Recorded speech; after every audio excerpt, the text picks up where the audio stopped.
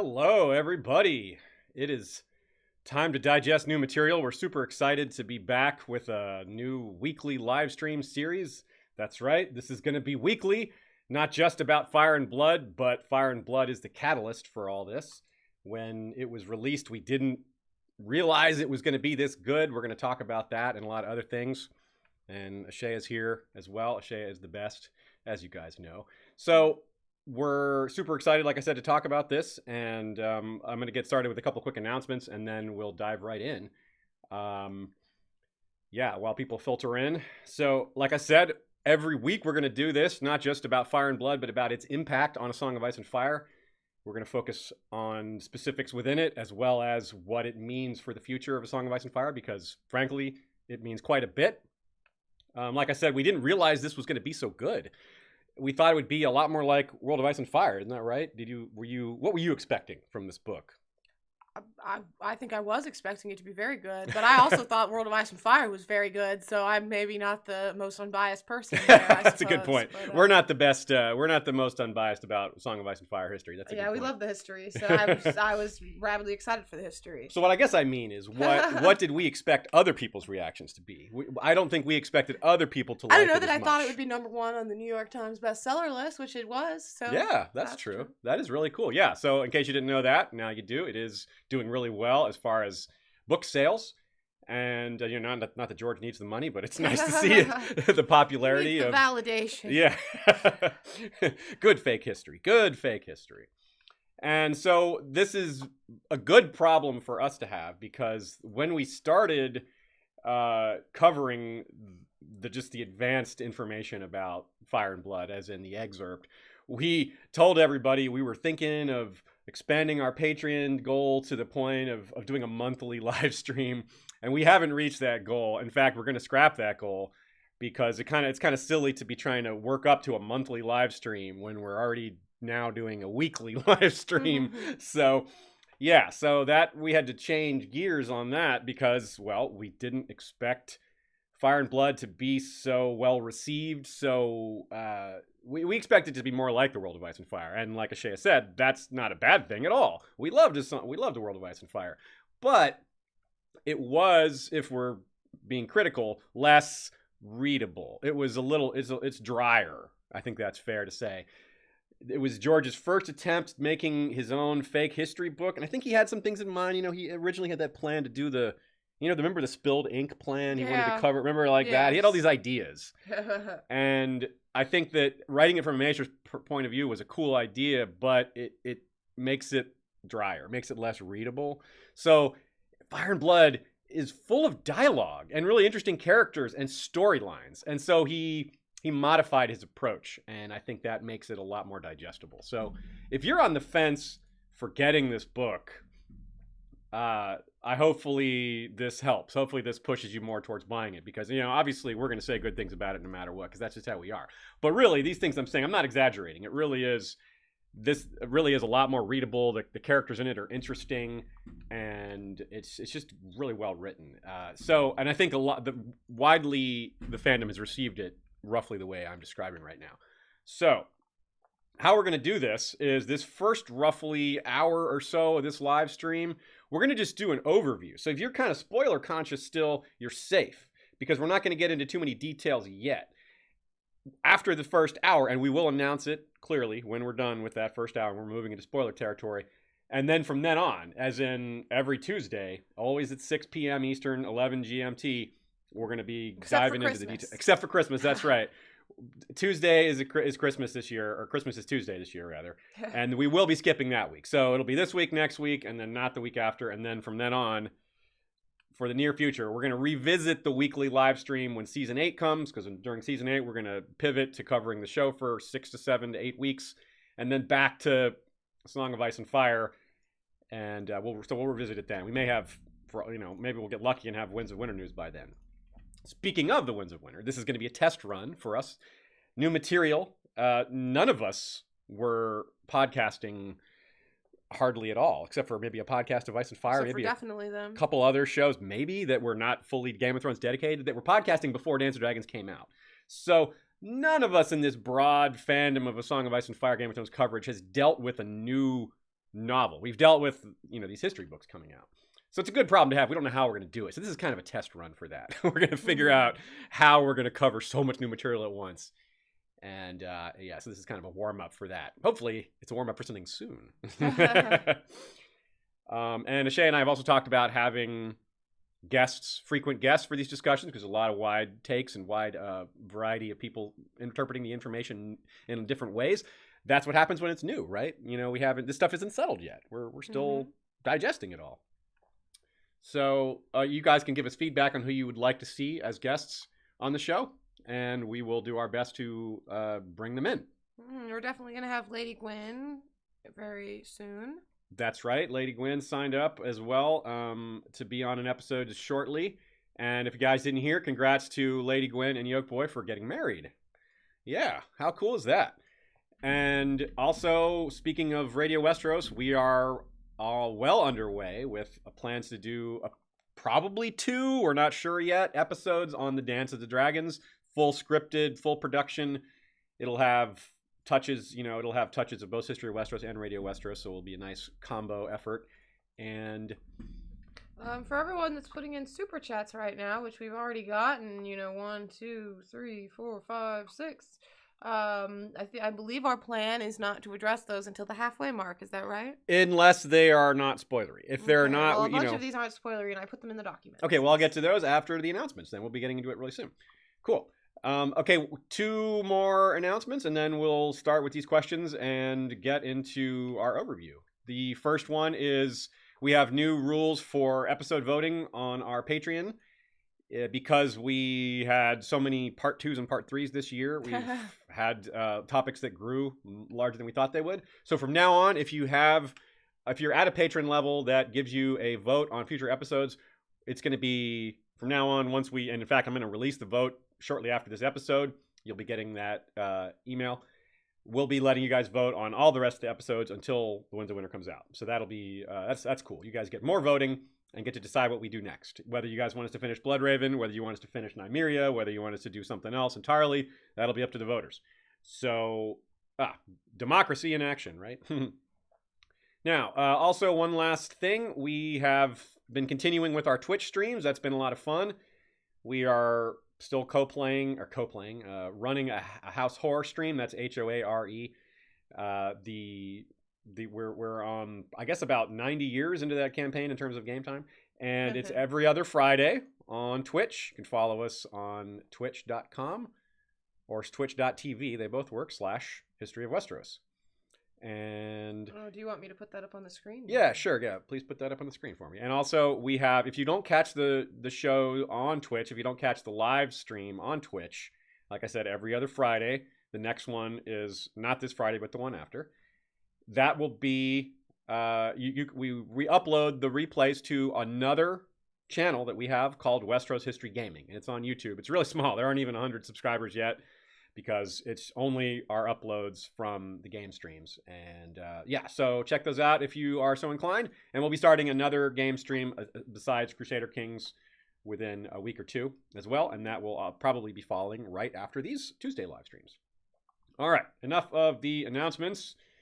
I do want to give a quick shout out to our patron supporters who make all this possible, allow us to focus on so many different aspects of A Song of Ice and Fire fandom, and we really appreciate it. That includes Talanis Talon, King of Gagassos, rider of Talarius, the red dragon with scales, horns, and talons of Midnight Black, and Robert IV of House Ardeacor, Burn King of Blazewater Bay, rider of Atraxis, the black dragon with bioluminescent spots like smoldering embers, and a banded blue tail. Cool. All right. Let's see. Let's take a look at some of these early questions that we got. From Stannis Baratheon. Hi, Stannis. I didn't know you were in our chat. That's pretty cool. Was Westeros better off without the Targaryen conquest? What a great question for Stannis to ask. Yes, because from Stannis' mind, he would have preferred to be the one to unite Westeros, right? He was like, I could have done a better job of uniting Westeros. No, I don't think they were better off without it myself. I think they needed to be united. They needed road systems connecting them in order to I think they needed to band together eventually for this next long night, honestly. So Yeah, I kind of agree. I think that there's always it gets into real world politics in a sense, not specifically, but conceptually, right? I think so, but I tend to agree that overall a lot of suffering was prevented. Certainly, it caused some suffering to happen, although not as much as you might think to conquer a whole continent. Like a lot of the rulers just bent the knee, like the Vale and the North. A lot of death, but yeah. But probably less death in the aftermath, though, because there's less infighting. That's true. You that's really very can't true. say for sure. And this is proven by how the watch started to decline after the conquest, and it's because it was very common for the losers in a war to get sent to the wall. But with the king's peace, with Aegon saying, "Nah, you guys can't fight anymore. If you fight, I'm getting involved," then that meant a lot fewer people going to the wall. And the fact that a lot fewer people going to the wall proves that there's a lot less war because of that. So I think that's pretty important. Okay. Next one is from Chicxulub Rob. That is Robert IV Ardeacor, our dragon rider. He says, "Hey guys, love what you do. I'll catch up on the stream tomorrow, and remember the snow in Winterfell." That's right. We're still giving shout outs to Masla Cartho, even though Mark has passed. But we are moving that shout out to the end, but it's still going to stay in there permanently. Aziz wants a one world government. Only if it's governed by dragons, though. That's where I break from the real world new global order situation here. Question from Acre Frey. This question has nothing to do with Irish wristwatches. Are you slipping, my friends? No, just kidding. Of course, Acre Frey is our man who suggested the Irish wristwatch. What do we call that? Recurring theme that we have? Recurring joke? I'm getting pretty good at saying that. With the release of Fire and Blood, are you more or less excited about when you think the Winds of Winter will likely be released? Hey, fantastic question, Acre Frey, because that is something that I wanted to address. This concept was introduced to me by our friend Brendan Beefish. He believes, and I agree with him, that writing Fire and Blood and The World of Ice and Fire is going to help George write The Winds of Winter. Yeah. How could it not? Yeah, right? It gets all these thoughts organized. Like, gets them organized, gets his creative juices flowing. Like it's almost like an outline. Like it's not an outline, but it's almost like he outlined the history better so that he could make use of it and not have to. Well, here's another way to put it. Originally, George planned for the series to be a trilogy. If you look, for example, I was looking today to see specifically Maegor the Cruel, what his mentions were early in the series. All the early mentions of Maegor are about him killing the builders of the Red Keep. Like the first 3 times he's mentioned, other than just Dany saying, "I'm the blood of Maegor the Cruel," like without mentioning any context to that. So he with the trilogy, he needed less backstory, right? There was just less room for it and less was necessary. But he's expanded the story so much. It went from 3 books to 7. That means way more historical foreshadowing is needed, way more history. It gets to the point where he can't just throw historical references in there and not worry about it. He has to make sure he's not overlapping anything or not, creating canon problems where he contradicts himself, but with a smaller backstory, he doesn't have to worry about that. So yeah, I think that's pretty huge. I think it's and it's really annoying to see people complain at George. And now we all want the Winds of Winter. It's really annoying people say, "Hey, why are you wasting your time on this other stuff when you could be working on the Winds of Winter?" When we think that it is kind of not directly working on the Winds of Winter, but it's going to make it go faster. I mean, it's like I have a chore around my house that I have to get done, but I'm really burnt out on doing that chore, so I switch gears and do something else. It still helps me clean my house, but I just switch gears and it helps get me refreshed. Yeah, and that's a good point too. It's easier for him to write this. It's like, okay, I want to, like you said, it gets his creative juices flowing. If he starts writing and he gets an idea, while writing the history, he can pivot to A Song of Ice and Fire and it'll inspire him to finish a certain chapter or a certain arc. So yeah, so that's really cool. Hey, the super chat from Thomas Pappas, our aka Hey Mahelminth. Happy belated anniversary to Ashea and Aziz, and happy Fire and Blood Day to all the HOW fans out there. Looking forward to this. Well, thanks, Tommy. We're trying. I'm trying to push yet another nickname for y'all. I think this one might stick. I tried with Watchingers, and that just didn't. You know, I like Westorians more. Westorians, it took me a second to get that you were combining Westerosi and historian. Yeah, so hopefully you guys like That took me a Westorians. second, but- If not, I'll just Valar back to the drawing board. But I think that's pretty good. So yeah, I'm gonna start calling you all Westorians, and hopefully it sticks. Okay, another one from Tony3483, just for doing this stream. Fire and Blood is awesome. Thank you, Tony. We agree and we appreciate it.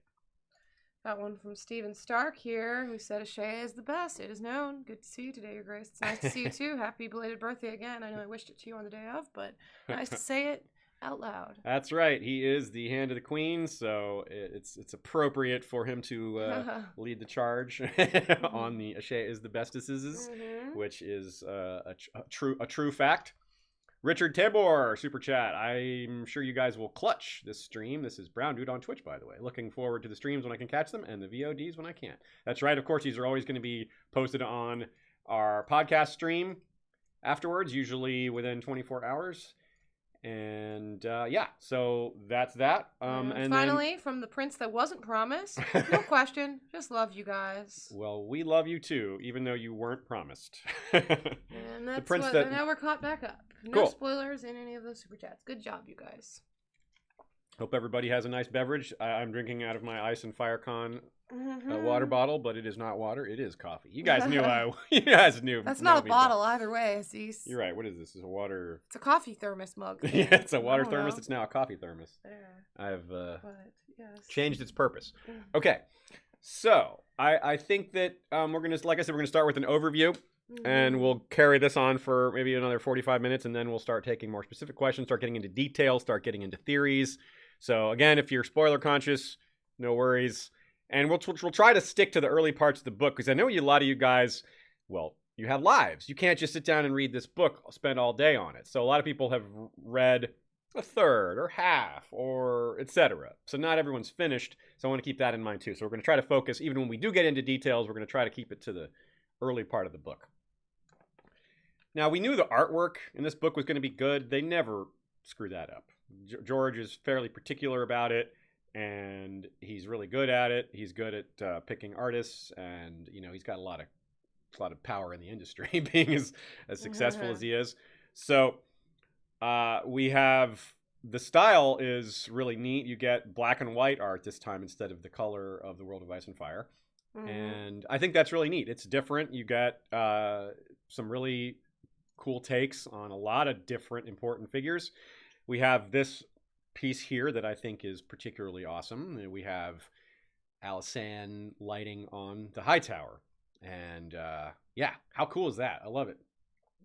This is, of course, by Doug Wheatley, who did all the art for this book. And yeah, I love this image. I love the idea of this, of a dragon on top of the high tower. Yeah, it's so cool. Yeah, it's really, it's symbolic in ways that I haven't exactly pinned down yet. Yeah. And that's a thing that there's gonna be things about this book that we aren't gonna figure out for a month or two or three or what have you.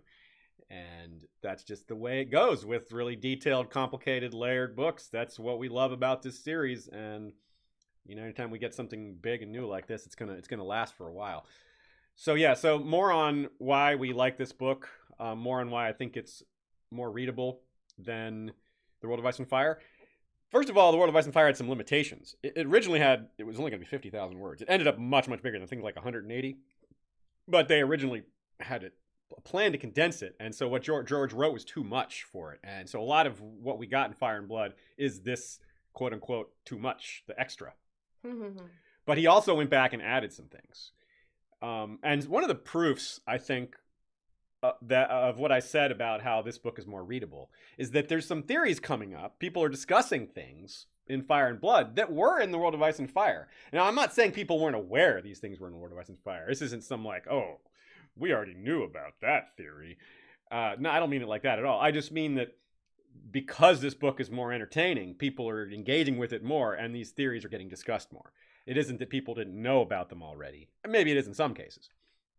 For example, people are talking about the Aegon's, the letter from Daria, from Dorne, with regard to Rhaenys being shot down over the Hellhole. We'll talk about that a little later in the episode. But that, I don't think we got anything new on that in Fire and Blood. It was just kind of restated. Yeah. Pretty sure the detail is exactly the same from Winter Fires. Yet, nonetheless, it's a great episode. It's one of the most interesting things about the Conquest, or the post-Conquest, and that makes it worthwhile, makes it great to theorize, makes it fun, makes it a good mystery. So we will talk about that. Another thing, we noticed that there's a lot more women and alternative relationships in this book. And I think that some will call that pandering, but I think that argument fails. For one thing, there's still a huge amount of women being pushed out of power or looked down on or kidnapped. There's a ton of rape. If it was pandering, it'd be a lot more explicit. Yeah, right? It's like pretty, pretty vague and not very clear. Like, not everyone would even grasp that or would call it rumor. And there's literally like 3-4 characters like that. Yeah, I agree. It's a really big, small minority. Yeah, so I think that's a silly argument, but I wanted to address it because a lot of you will see it out there, and maybe it helps for you to hear a good counter argument to it. Maybe you didn't need to hear that, but I like to. Yeah, like who is going to be shocked or think it's pandering that the Targaryens in particular, who did whatever the hell they wanted, sometimes slept with people of the same gender. Oh my God. Like, they sleep with their sisters and brothers. I think they just do whatever the hell they want. And that's Rhaena's one of them. She's like, I'll take my favorites and they'll ride dragons with me. Yeah, so George didn't change, like, his view on human nature. He changed what was being written down about human nature. It's a really interesting meta commentary on how history is written in the real world. Because real world history, no matter what culture you're in, was written down. You've heard the phrase history is written by the winners, but it goes beyond that. History isn't always about winning and losing. History is mostly about the current regime and what they do with power. Wars are only a small part of that. Wars are often how they get power. But so when you say the winners, it's not just the winning of the war. It's everything they do after they've won that war. And generally the winners in this case, the people writing down history, are generally upper middle class or rich men of the dominant race of wherever they are, whether it's Chinese, whether it's American, whether it's a different European race, whether it's anything. Wherever it is, Egyptian, whatever. That said, George does write about numerous books in here. It's not like he wrote these books and they're not released, but they exist in world. There are books about women's history here, which is something that people have criticized his series a lot for, because in the real world, there are diaries written by, higher class women. There are books written about these, important women. And so for it to not exist, for the Maesters just to not write about women, is not actually historically accurate at all. So we do get some things like, we have this Archmaester Abalon who wrote "When Women Ruled, Ladies of the Aftermath," which is just, there were so many women ruling after the Dance of the Dragons that the Maesters couldn't just ignore this as something to write about. Yeah. But then we also have that Corianne Wild, like, that's a book that isn't like a scholarly book, but it's about a woman. Yeah. And it's really good. It's a really good take on how real world history is recorded in a lot of ways. And like you said, these things do exist. These diaries, these writings of women, they just weren't official. A lot of times they weren't labeled as official text or official record, even though they're just as valid as anything else written down by a contemporary source for the most part. But the people in power would, prefer to call the official histories, the quote unquote, the things that they commissioned, or people that wrote it were not going to write negative things about the current regime, So things like that. There's a lot of things that people who are fans of real world history are aware of that's kind of a flaw in the way history has always been recorded. And George is sort of speaking to that. Mm-hmm. Basically, Gildane is a lot more woke, you could say. No, I wouldn't say that. No, he's wiser. Yeah, he's just a smarter wiser guy. Yeah. He's at least read a lot. He's well read, and he knows about a lot of books. That's right. So, and some examples of this in other places, George goes on about, he talks about the difference between Mushroom's account versus Septon Eustace's account versus... I just want to bring up, by the way, that LML brings up that all the Maesters have been pulling the pud to that book, to the Corianne Wild book, of course. A caution for young girls. Yeah, they don't want to give it official sanctioning. He says, but you notice Gildane knows the book backwards and forwards. You're right. He does know it quite well. I mean, it sounds like a fascinating read, honestly. It does. Yeah, especially because you get to compare the differences changes among the stories, just like other things. You really would want to like crack that code. That whole like bit is really entertaining, but it's also making this same meta commentary about history, about all these different sources and how like some of these can't be right, but some of them, you know, there's probably a grain of truth in some of these things, etc. And he talks about it with the church and the maesters, and that's another thing for real world as well. He talks about how most of the history, it isn't just the opinions of men; it's literally men who are employed as scribes for most of the part. And George talks about how some of these scribes would just change things. Yeah. They would just be like, "I don't like that sentence." You know, and these guys aren't feminists almost without exception. You know, we're talking about medieval scribes. So they're not going to just like be pro woman. They're more likely to erase something about a woman or erase something about sexuality than they are to add it. So over time, that's going to add up and have a domino effect over time of her history of what people perceive. But there's also more in-world changes, right? Like George did, like there was no new Pates. There was Pates that we already knew about, but Pate was like the common name of Westeros, and there's like he didn't give us any new Pates, but he gave us 3 new Beans. 3 characters named Beans. Maybe Bean is the new Pate. Maybe that's the lesson here. My favorite was Black Bean, the character named Black Bean. Oh yeah. That's your favorite bean? No, I don't think that's my favorite name for nickname for a guy named Bean. My favorite bean was Dick Bean. How could that not be your favorite name for a bean? Yeah, this bean shames us all. It's too good. Also, there's a word pun in the audio version, by the way. So you guys, if you want to get if we've pitched you successfully on this book and you haven't gotten it yet, go to historyofwesteros.com. We have links up there. Get it in audio or on Kindle or in the physical copy. It's really nice in all 3 versions. Roy Dotrice has passed, R.I.P. Roy. So Simon Vance is reading it, and Simon Vance is very solid. He's not as fancy with his voices. His voice doesn't have quite as much gravity, in my opinion, but he's better with his pronunciations and his consistency, which I know is a frequent complaint about Roy. Not from me, but I recognize it and don't argue with that complaint. And Simon Vance made almost a bit of a pun in that Dick Bean incident. He says, because Bean has a line. He says, "I've been a king's man since I was born." I've been. Yeah, that's a pun in the written version too. Yeah, I just didn't catch it till it was pronounced. Yeah, because he says "I've been." He gave it an accent. Real smooth. Yeah, I should have caught that, but I didn't. As someone called Richard Tabor says here, "Ode to Sean Bean." All these Bean references. Yeah, it could be because most of these beans die. Yeah, it's funny.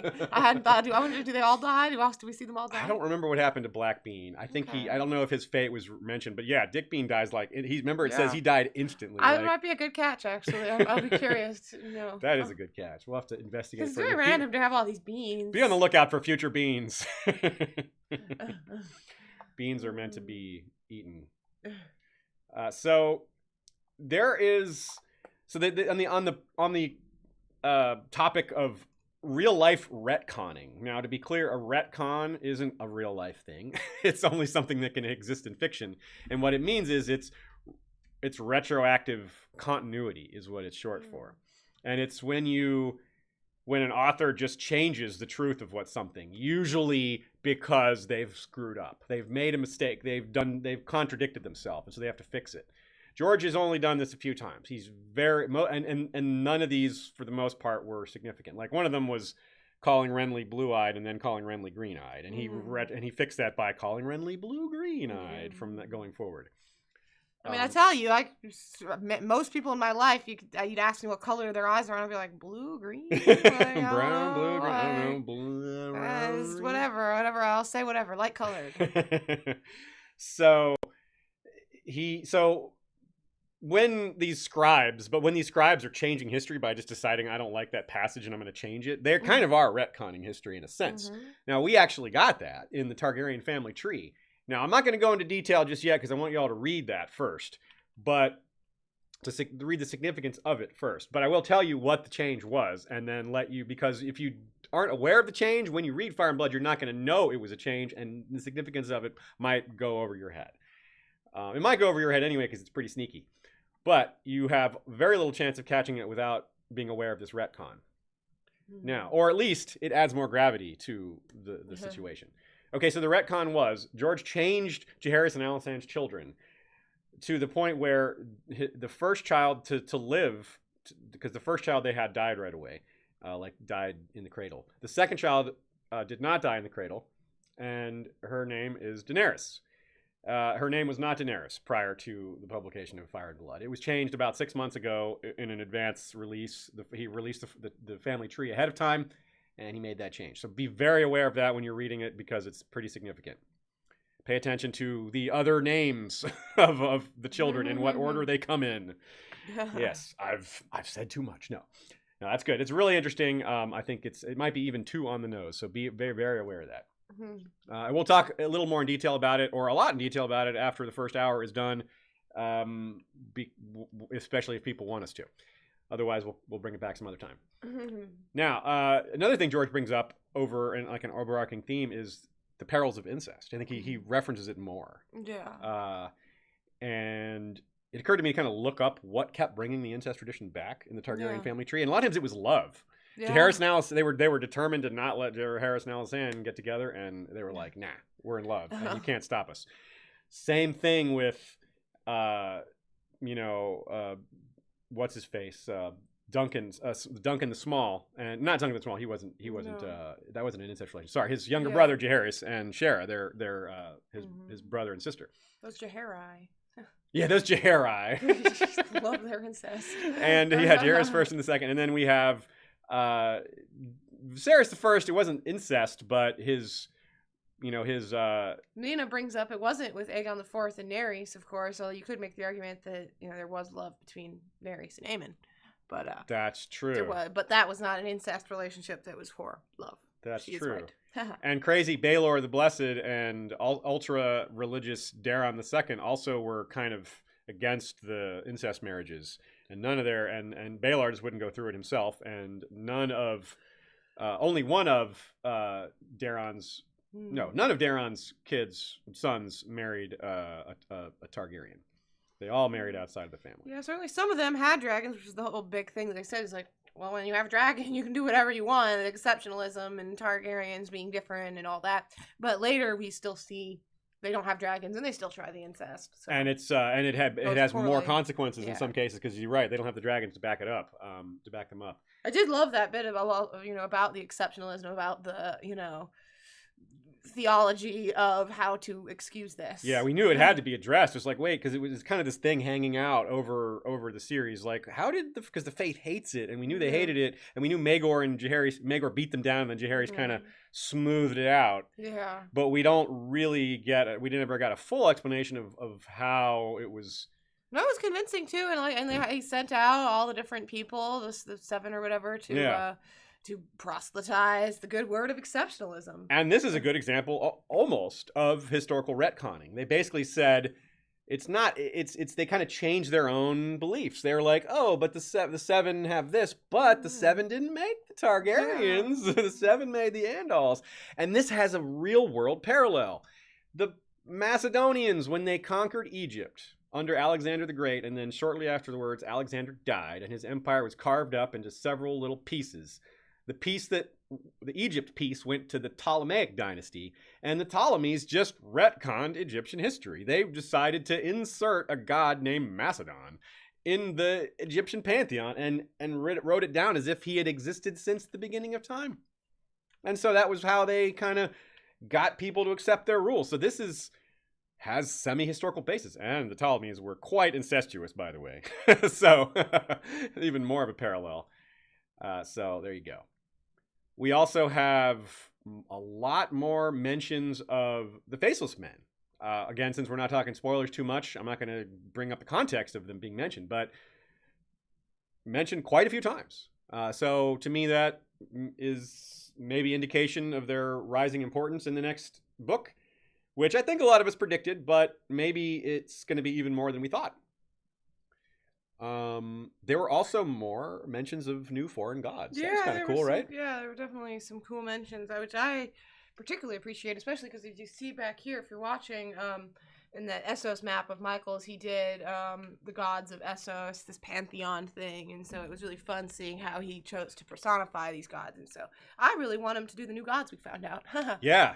I bet Michael might be excited about doing some of those. I wonder if he's I don't know if he's read the whole book yet, but if he as soon as he gets to those parts, he'll probably a light bulb will go up. He's like, oh, look at that, new gods. There were some cool ones. I forget which one. I want to look it up real quick. You can keep talking. One that stood out to me was Pantera, which is... Yeah, Pantera. That was one of them for sure. It's almost that made me giggle a little bit because, I used to listen to that band.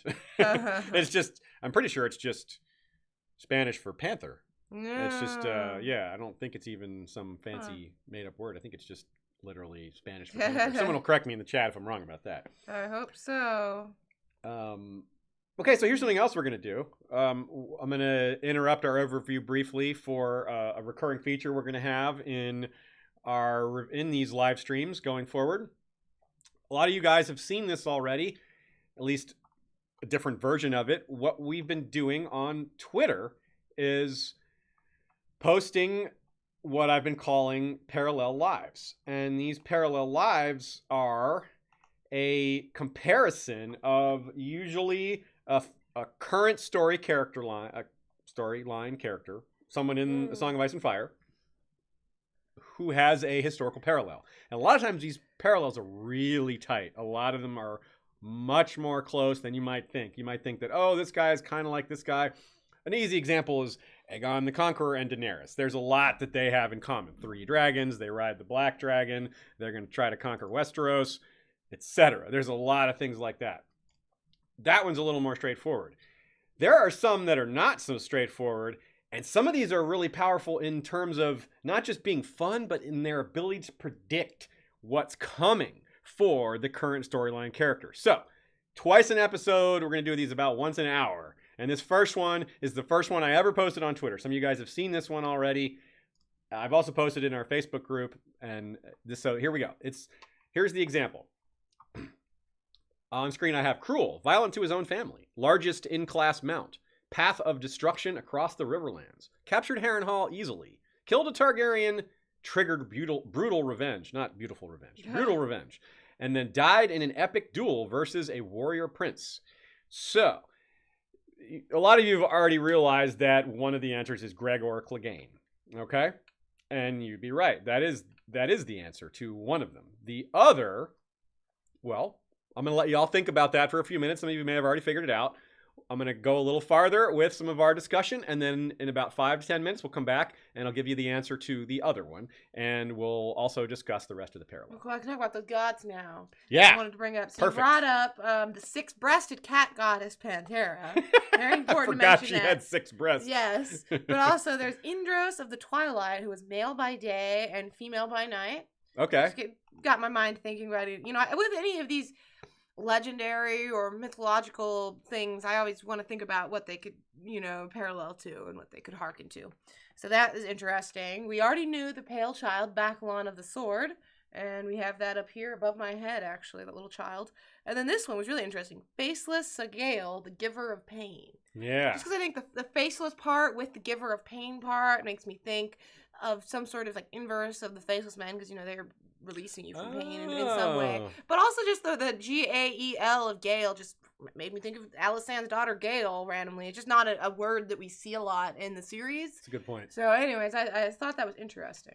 And I have a little more to say about Sagael. Sagael was a character George R. R. Martin invented in his first ever story. When he was 17 years old, he wrote a story called Only Kids Are Scared of the Dark, and it was for a fanzine about his superhero character, Dr. Weird. And Sagael was some nightmare demon, bringer of pain, this evil creature, and tormentor of dreams, and all this stuff. So it was pretty cool.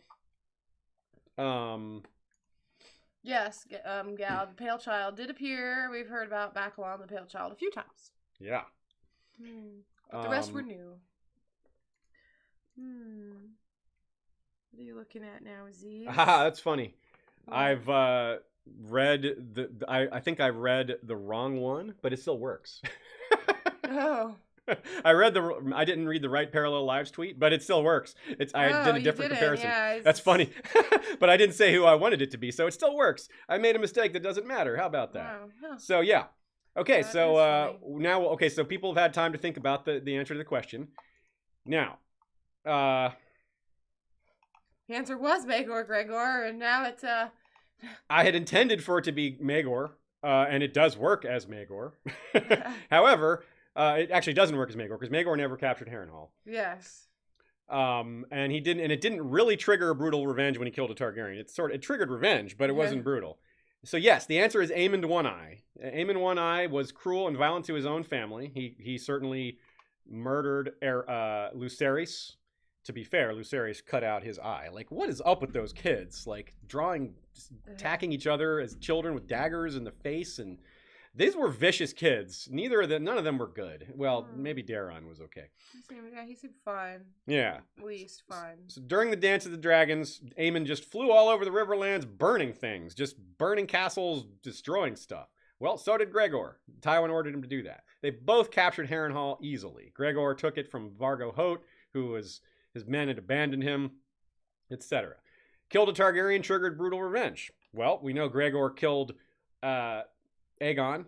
Or did he? He did. No, he killed Aegon. I'm a believer in young Griff being Fagon. And whether or not he really did, it triggered the brutal revenge. Whether or not he actually did it. And, of course, the brutal revenge was from the warrior prince that he died in the epic duel with. And that, of course, was the Red Viper.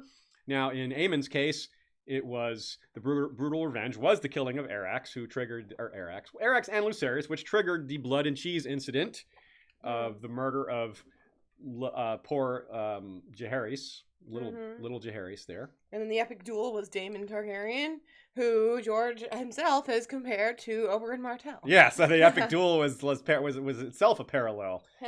Now, some people may have noted that there is a strong comparison to Maegor, and that's the one I meant to make because I wanted to talk about Maegor. I just have to share this line from Eliana. Who hasn't brandished a dagger or two in their youth? Yeah, just... for me, it was probably more of a butter knife. I don't know about... It's cracking me up. The butter knives of today are the daggers of yesterday. So with Maegor and Gregor is also a fantastic comparison. So I'll do that one another day. I'll do that one next week, maybe. We notice with Maegor and Gregor, even their names are similar. Maegor, Gregor. So I'll come back to that one next week. But we've got actually, maybe we'll do that one for the second half of this one. But we'll see. I'll see if I can look that up in time. Anyway, so let's get back to. Do we have another super chat here? Yeah, we got one. I put it in the document. Okay, is it one we can answer now, or is it for later? Yeah, it's for now. Okay, cool. It's after this section we were on right now. See, okay, so we have from Avril Carey. Great to see you both. Can't wait to hear more about your take on Jaehaerys and good Queen Alysanne. 22 live press ups tonight, Aziz. So we'll be saying a lot about Jaehaerys and Alysanne. In fact, just after this, I'm going to do a little overview on page counts for people who are curious on how much of the book was what. And as far as what she means about the 22 press-ups, I wonder, is that a European way of calling them? Push-up, yeah, that's what they call them. Okay, so in America, we call them push-ups. I've been doing a 22 push-ups challenge to raise awareness for veteran suicide. 22 veterans, on average, commit suicide every day. And I've been doing that, raising awareness on Facebook, sharing some charitable links and things like that. So no, I don't think the camera is pointed in the right way for that. So I would be down on the floor where you can't see me.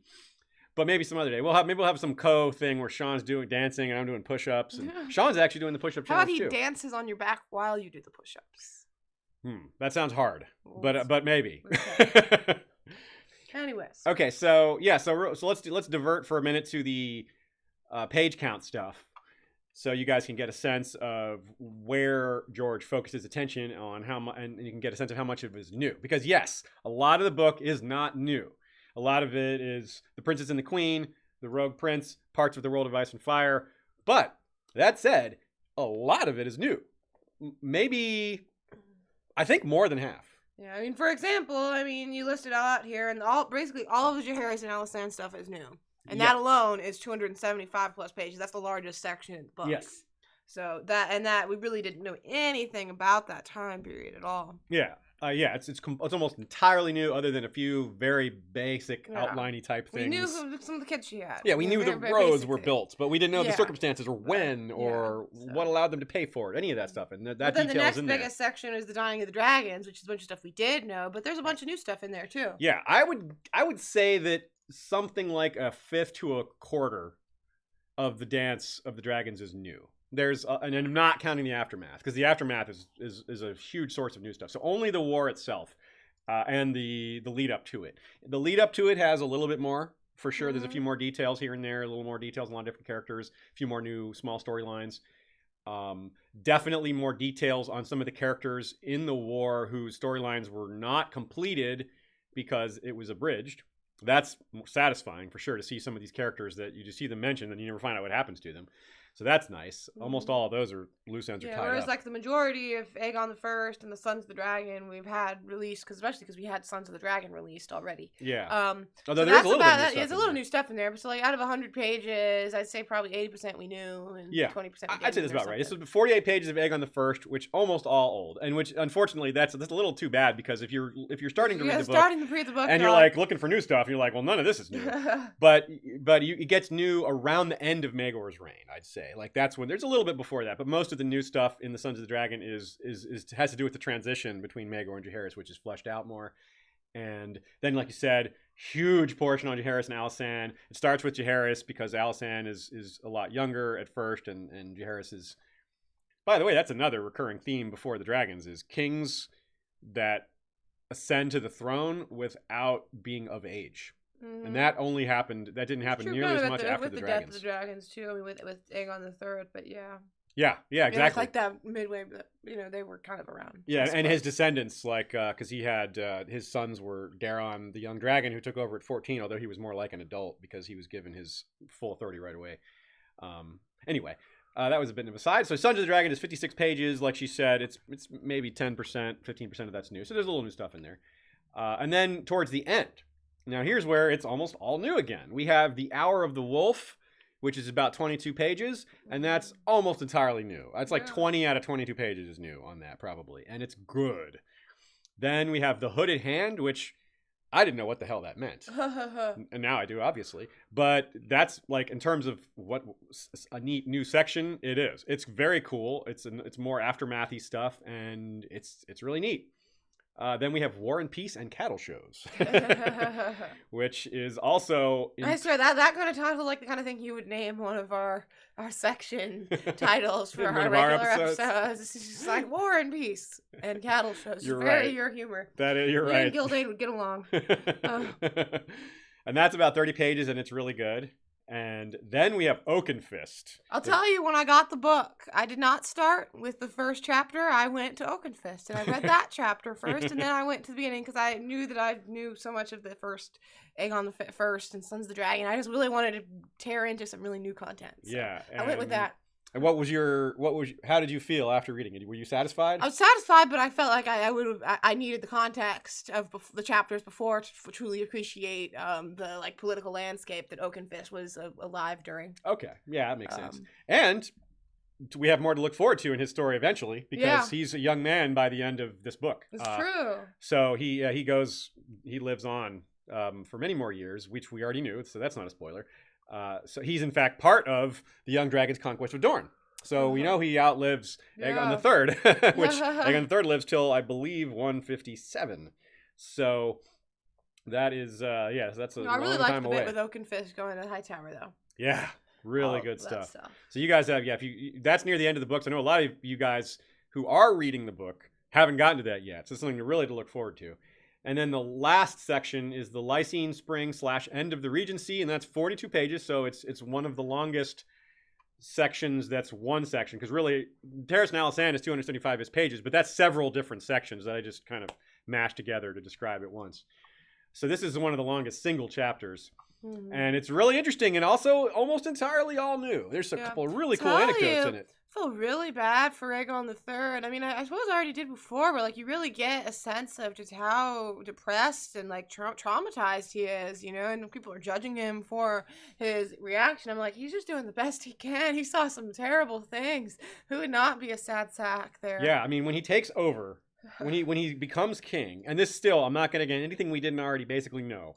He, it was a huge, horrible winter. Yeah. The realm had been just ravaged by this awful civil war, the Dance of the Dragons. He saw his own mother get eaten by a dragon in front of him. And he knew that he lost his brother. Like, that's one of the things that got him the most. Felt bad about abandoning him, yeah. And he lost his own dragon, and his dragon was killed under him. He was traumatized by that experience. It's all terrible. And then anytime he tried to like grasp a little bit of power for himself, he would just be shot down or made fun of or any of these little things. Yeah, like treat him like a child. Yeah, exactly. It was very frustrating to me to read. I just felt for him. I was very glad when he put his foot down, even if I felt bad for that Manderley, you know, obviously, because he was doing a decent job. Yeah, he was better than the previous guy. He's better than Unwin Peak, that's for sure. He still didn't treat Aegon very well. Yeah, no, he did not. So that's all really good, and I want y'all, when you read that, if you haven't yet, or if you are going to read it again, think about Jon Snow when you're reading about Aegon III. It's super tight, those parallels. We'll get deeper with those when we go on. Yeah, there's definitely something. Again, we haven't seen how Aegon III's life pans out. There's a lot of details we don't know, but there's definitely some that we see that got my mind spinning on what the implications could be for Jon. So I'm quite excited to talk about that, actually. Right on. Okay, let's see here. Let's go back to some of the other overview stuff we had. Do we have any other questions to get to? Nope, we're good. Okay. Good. Okay, so another thing we had, again, not too many details just yet. We'll deal with them individually as we get to them. But there was several examples of just really overt magic. Mm-hmm. Right? Like the kind of thing that's we've hardly seen at all or haven't seen at all. And to me, that's telling. I think George is warming us up because the magic has risen gradually, right? Over the 5 books kind of. Yeah. At times it's kind of leveled off and then it's kind of maybe taking some spikes here and there. I think maybe this is a hint that we're going to get a lot more magical stuff in the Winds of Winter. And we kind of already suspected that because, right, we already suspected the others would be kind of making more progress. The dragons would be getting older, things like that. But we may have been, we may have been light on those predictions. It might be even more. We should be expecting a lot more magic. What did you think? I mean, about some of these, like, really crazy examples again without being specific. We've already gotten like some significant magic. I mean, you think about Victarion's hand and stuff like that. Good point. Victarion's you can't help it. Like again, we thought of Rhea just because some of the not a 1-to-1 comparison, but just in some of the descriptions of her and his hand are a little similar, but just in like they're both very high magic type things. Yeah. And so I do think that we have already been getting some of that in the books and hints towards it and things we're wondering about, from the horn to Krakens showing up to the wall coming down to more Children of the Forest to a million other little things that I think that it's well set up for us to see more magic. I mean, Melisandre has already done some significant stuff, and we can see her doing more. It's hard to get more overt than shadow babies. The skin-changing element of it all, and Jon's, surviving his death. And, resurrection. Yeah, so I think we already can see the groundwork laid for a lot more magic to come into play. It's a fair point, yeah. Maybe, when you lay it all out like that, all the examples that we already had, you're right, there's a lot. But a lot of those examples were in Dance, right? Yeah, they were. So, but a lot of them were there, or there were the hints that they were come to pass soon. That's true. Or they were prophesied to come, or Well, yeah, definitely like things like with Alice Rivers in the book, and her magical things. You can't help but think of Melisandre's powers and things like that. And some of the diseases, like they might have a magical element. There's a good bit of disease in Fire and Blood, and some of it seems like it might not all be totally natural. We know Grayscale doesn't seem to have natural origins, so that already kind of lines up with sort of what we knew. And there's a good bit of discussion of beyond the incest discussion. There's also some discussion of childbirth, which is something I really like to see George push back on an impression. I loved when Rhaena yelled about Rogar getting Alyssa pregnant, and she herself has been traumatized by the idea of this sort of thing, which makes sense that women would be terrified of childbirth and marriage, marriage because it comes with childbirth, and that's why Rhaena would have gotten with Andrew, because she just didn't want to have to ever go through childbirth like that again. Yeah, I mean there's her old age. there's a complaint that exists not just in Song of Ice and Fire, but a lot of fandoms that death and childbirth is used too often as a plot device. Yeah. Now, I tend to somewhat agree with that complaint, but at the same time, it is true that death and childbirth was way too, unfortunately, common in certain, medieval style settings. So it's got to be in there somewhat to be realistic. It just doesn't have to be a plot device so often. I think that would be, if it just happened off screen. There was a lot of that added in this book. There was a lot. I was, like I said, I was at least grateful that Rhaena railed against this, and Alysanne as well. There were at least three railings against it. Yeah, but they were like either angry with it or just saying like, look, this doesn't make sense. Like she's not healthy enough to have a baby. She shouldn't be getting married right now. Yeah. So there were some that were just logically, based, but some were definitely like in anger or fear. Yeah, I mean, okay, so let's back this up to the beginning of this discussion, because this has existed in the fandom for a long time. And I'm going to go ahead and blame Braveheart for getting some of this, not Braveheart, but blame, I was going to talk about First Night also, which is related, and Braveheart is to blame for that. But before I get into that, I'm going to blame a lot of different medieval fantasy or medieval historical fiction giving the wrong impression. It's something that a lot of us have debated a bit here and there. And here's the bottom line. Medieval women did not generally have kids before the age of 20 or so. It was a bad idea. Yeah. You're not unlikely to die. And it's just... It was more likely somewhat for the higher class women too. For the higher class women, yes. That's somewhat. What I was going to say. Yes, somewhat. And particularly... Not hugely significant, but somewhat. Yeah. It wasn't common in the lower upper class. It was the reason it was more common especially among the ultra elite, is because of dynastic considerations. Like, if your house is going to die out if you don't have kids, and your house is this big powerful thing, that matters. So that doesn't apply to 99.99% of everybody. So, and Game of Thrones, frankly, is focused on that 99.99%. And the setting is a time of unrest, of civil war, of people being killed off. So yeah, dynasties are threatened. So that's why you see these young marriages. That's why you see Sansa getting married. Remember Ned was like, she's too young to get married. Yeah. That they even said it then. Yeah. But Robert's like, no, we gotta unite these houses. It's just a betrothal for now. They don't have to actually, have the wedding, etc. Bring us to a little bit later when she's marrying Tyrion, but thankfully they were like Tyrion, and it was like, yeah, this is too young. Yeah, but Tyrion thankfully had good morals about it, but like Tywin is like, get her pregnant. Yeah. Or get her, or actually he wasn't like that. She'll die in the axe. He just said consummate the marriage. Yeah, he was like, if you wait, you can wait on getting her pregnant, but consummate it. Consummate it. He's like, do it.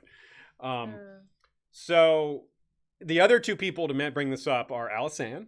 Alysanne brings it up as like, it's too young to have kids, and the Maesters. The Maesters suggest that. So I like the learned people. Alysanne had the particular experience of having so many children, where she, realized personal this. for her. She, Yeah. And and so many of her kids died. I mean, I'm not even talking about the ones who died as adults. I'm talking about like she had ones who died at stillbirth. Yeah, so she knew that this she was like, I'm sure she was well aware that she might not have survived any one of those births, and she had a lot of births. So when she has like a sickly young daughter who is not that strong, it seems like very reasonable to be like, yeah, maybe this one doesn't need to have kids. Yeah, maybe not. Maybe they can wait a little bit. Yeah. Their dynasty isn't threatened. Like, look how many. Yeah, they got a bunch of kids. They weren't threatened. Like it was with Alyssa and Rogar. He had 4 brothers. Yeah, it's true. That he trusted. Like he worked closely with them. He did not need to have a child with her. I'm sure he appreciated it. So anyway, so that's all very interesting. So let's do a quick. Let me do a couple mid-roll shout-outs here real quick, and then we'll get back to the second half of this discussion and the second half of our episode in general.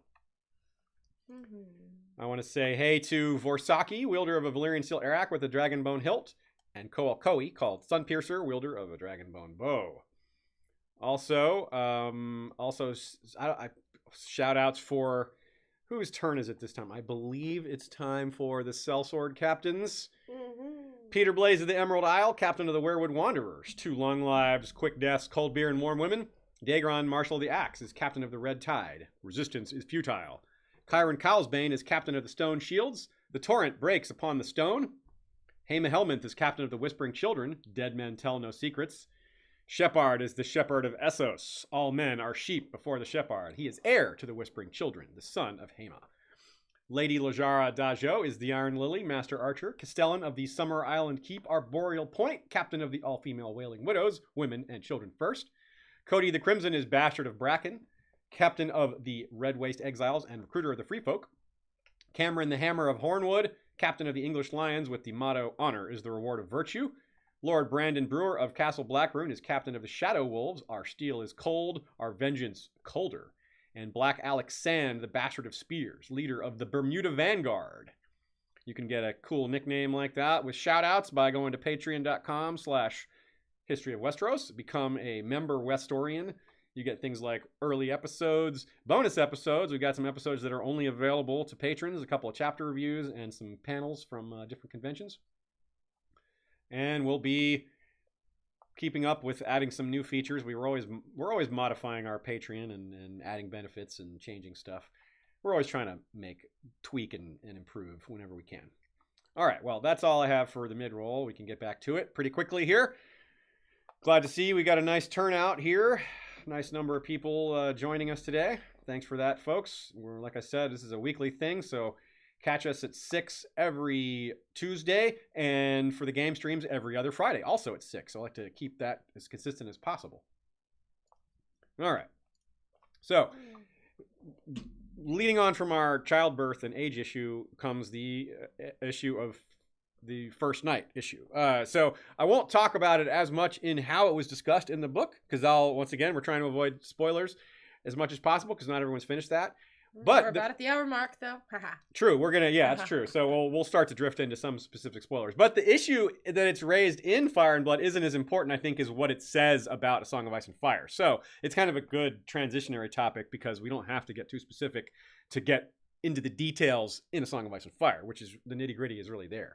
Now, first of all, the concept of First Night, like I said, Braveheart kind of threw us for a loop there by introducing it as if it was historical fact. It is historical fact, but it wasn't historical fact in England at that time. It may not have really been part of England much at all. It is historical fact in other places. Maybe not very much in medieval Europe, but in other cultures. And the idea of it is, just in case you're not familiar, it's discussed in A Dance with Dragons quite a bit, and in some other places, but in particular in A Dance with Dragons, and particularly with Roose. Particularly Roose telling Theon about it, and how it's still practiced. So if you take the concept of what it is, which is a lord has the right to sleep with a bride on her wedding night, rather than her husband, which is, obviously, that's so awful. One of the things that's presented in Fire and Blood that relates to our topic of historical revisionism is that they're told, the histories say, now the histories don't really say this because there are no histories from the ancient North, it's more like the stories that are passed down, are that people would see it as a blessing to be, if the warlord or the king of the North or any high lord gifted this woman with their seed, we're told this was a good thing. I mean, you can see why they would think it would be a good thing, and plenty of, depending on who the lord was. If it's a lord who's gonna then, give that family a bunch of gifts and like support them and do all of that, then it was a blessing for those people in that situation. But I'm sure tons of lords did nothing like Roose did with Ramsay and just left them with a bastard and raped them. You're exactly right. I think... And it's rape nonetheless. So because I doubt that the women were into it regardless. But at the very least, in some cases, they could be like, if this happens to us, we're taken care of for this child's life. It's a weird exception, right? Like it's like one of those, like, you hate to go through it, but it's undoubtedly gonna, in a situation where you're living dirt poor in the snow, that getting some gifts for that might be the difference between life and death. Yeah. But it goes beyond that. So part of that is the historical revisionism of, like, it's presented as a good thing when it was probably only a good thing part of the time. And the closer to modern times we get, the less often it's going to be considered a good thing. It's almost always a bad thing, like in modern A Song of Ice and Fire, when they're not really giving these gifts, or they're not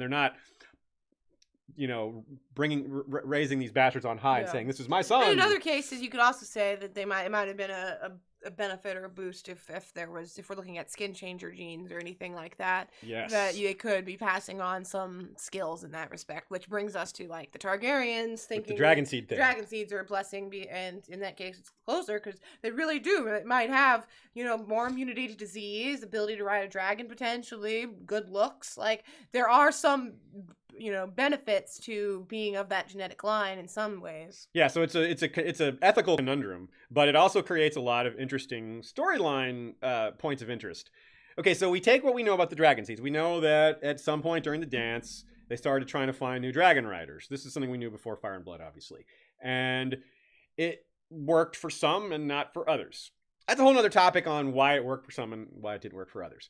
But now flip that around and think about the North and like what you say with like the skin changer genes, for example, or the possibility that we've heard that the others may have mated with humans in the distant past and made half human children. They were the ones that did the first night. Yeah, that's exactly what I'm saying, right? Maybe the first night, because we're told in Fire and Blood that the first night is strongest in the North, has always been strongest in the North. It's a first man thing that some of the Andal lords adopted because they're like, oh, hey, I can bang whoever I want. And this is law. Wow, I can get away with that.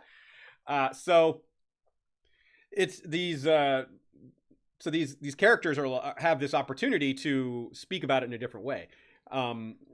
If the genetics are being passed down and if this magical blood is being passed into different like dynasties, that says a lot about what's going on in terms of like core elements of the series and the core story. Like think about Craster and his sons giving them to the others, all the males. Like that seems to me at least familiar to this concept. If you have a lord that goes around and sleeps with all the women who get married on the first night in his domain, and he himself has some sort of magical blood, some of the sons that pop out, he might claim them because they have his genetics, like Roose claimed Ramsay because of his eyes. He's like, well, he did have my eyes. And how Varamir tried to impregnate women from a bunch of different villages. He would send his shadow cat and demand that a woman from this village sleep with him. That's not first night, but it's pretty much the same thing, just demanding a woman to sleep with him because he's going to kill them otherwise. Forcible rape. So, but Varamir had no kids with him, but he wanted to. Varamir was thinking, none of those women gave me any child that had the gift. So that concept is floated around a lot, and I can't exactly tie it all together, but you can see there's a lot of overlap there. So I think this is a fertile ground for theorizing. Some of this theorizing has been done already, but I think we got more of it to build on. Fire and Blood gave us some new perspectives on it and pointed out that it's a more interesting, more relevant concept than we may have first realized. So I think that's pretty important. It didn't seem as important before, but the more I think about it, the more I think there's some theorizing needing to be done here. Okay, so we got a couple more super chats here. Yeah, 2. Okay, Thomas Pappas, Zeus's haircut, hubba hubba. Well, thanks, Tommy. Appreciate it. There you go. Yes, nice. Thank you. And then from a Black-Eyed Lily, happy holidays. Well, thank you, Susan. We appreciate it. Happy holidays to you as well. Happy holidays to everybody. All of our fellow Westorians. We are very thankful for you all and so happy been very thankful for this new material to discuss with you. All right, so let's move on. Let's go into a little bit more specific topics. Yeah, I see Lauren here had an interesting comment. She says, I was born in a rural mountain in central Italy. The lust prime noctis, rite of the first night, was definitely practiced, and not just during the Middle Ages, till early 1900s. Holy crap, really? Yeah. Wow. Wild. Whoa, that is kind of shocking. But there you go. That's straight from the source here. Yeah. Someone else has talked about it happening in Ireland. Everyone else talks about in west of Ireland that people would observe that, and that some descendants were still referred to as Bingham's bastards. The concept comes up in like Greek myth a lot, other myths too, but Greek's the one I'm most familiar with, like Zeus gods, and gods just going down there and just like Targaryen, disguising themselves as animals and just and raping women anyway, even when they're not. They're like, I'm gonna disguise myself as an animal, then chase this woman around, and then become a person. Which maybe they're at least happy that I'm not going to kill them as an animal, but I'm still going to rape them. So like, what? Jesus Christ. Yes, even though she has an animal. Yeah, I know. It's like, well, at least I'm not being raped by an animal. It's like, are they supposed to feel happy about There's that? a really good bit that Sean and Aziz and I love from the show Man Seeking Woman that's about Zeus and Cupid, and Cupid's like he's having like an intervention, and Cupid goes, "What about that time that you turned into a bull and you raped that lady? And then you raped that other lady. Did it a bunch too. Yup. He's like, it's not about that. It could be. That's just, yeah, a lot of that. Man Seeking Woman is a fantastic show. Everybody. Yeah. I'm just glad we don't have any fusion of that in like the skin changing first night. Like we don't have that to deal with. We've got incest, but not so much bestiality. Yeah, I mean we already have like dragon babies popping out, right? But we don't have like half wolf babies popping out. We didn't go that far. SKG Anna says, well, doesn't the Holy Spirit rape Mary? Yeah. Yeah, I guess kinda. It's another thing like that. She's blessed. She never consented. Oh man. Okay, so let's talk about some other kind of maybe not themes, but concepts that pop up throughout the Fire and Blood in several places that are relevant to A Song of Ice and Fire. One of that comes up, and some of these are relevant to. It's interesting to look at both sides in terms of the ice and the fire. For example, we just talked about the first night thing. The first night is presented on both sides as like the way the dragon seeds are, but also from the north and in terms of the ancient north. So it's different, but it's the same, you know. And so we have the same kind of thing here with what happens when you lose your dragon. It's pretty traumatic. Yeah. And the same thing is true for like losing your direwolf. Or we don't see anyone who loses their dragon and manages to hatch another dragon. We do not. We see Rhaenyra intend to. She's like, I need to go get another dragon after Syrax dies. Yeah. But she doesn't. Yeah, she doesn't. But more than a few people want to, and I mean, some never got one, and they managed to hatch. Like obviously, Rhaena manages to hatch one, Bela's twin or whatever. Yeah, like much later. Much later. Yeah. Too late. And in fact, we have some more dot connecting might be here. We might be able to do that with Rhaena, not the first Rhaena, but this Rhaena, who sister of Bela, the daughter of Daemon. Yeah. And Aemma Arryn, and she, well. Her dragon was Morning, and Morning was green, and Morning was always coiled around her, and I think that's probably the last dragon, because we know that Sir Arlen of Pennytree, Dunk's. The last dragon that we see, because we do think that there are some, like Sheep Stealer, for example, that. Well, that dragon dies in 153. 153? Yeah, Morning. Yeah. The last dragon, and it's green, which is Morning is green. Yeah. And Star Ireland sees like she's stunted, and it's a she. And well, I just mean that we know that Nettles and Sheepstealer just take the hell off. Oh, that's what I'm saying is that you're right. We technically can't say when Sheepstealer actually passed. You're right. We do not know when Sheepstealer or the Cannibal or Silverwing died. Yeah, there's a few there, but that's you're probably close to right. But I'd like to think that Nettles and Sheepstealer are out the last official. They're still out there today. It's possible. Yeah, you wonder where if their bones are ever found. Yeah, it's true because of dragon bones. You think they'd find it? Yeah. Yeah. So we wonder about how that's going to come into play with direwolves being lost. We saw what happened with some of the animals being killed with Varamir and Orell, I suppose. Well, Orell really he died and went into his eagle. Yeah. And then Varamir screamed when Orell and the eagle was burned by Melisandre. A small thing that we learned about was eggs in cradles. I had theorized that the tradition of putting an egg in a cradle was something that started during the Targaryen regime and not before, and that was confirmed. It was the first Rhaena that started that tradition. Yeah, the best Rhaena. The first best Rhaena, and it's mentioned in the book. It says most of the eggs put in cradles hatched, although that eventually stopped. Yeah. That became not true after the dance. But that's pretty neat. That explains why Maegor and Aenys didn't have eggs in their cradles and why they picked dragons that were already hatched. And same with Jaehaerys and Alysanne and a few others. So that's interesting. We brought up the Targaryen exceptionalism, the doctrine of exceptionalism for the Targaryens. Yeah, we got a question here too from Stannis Baratheon again. Not a super chat, but just as relevant to this, where he asked, "What are your thoughts on the pattern of religious rebellion throughout the Targaryen reign?"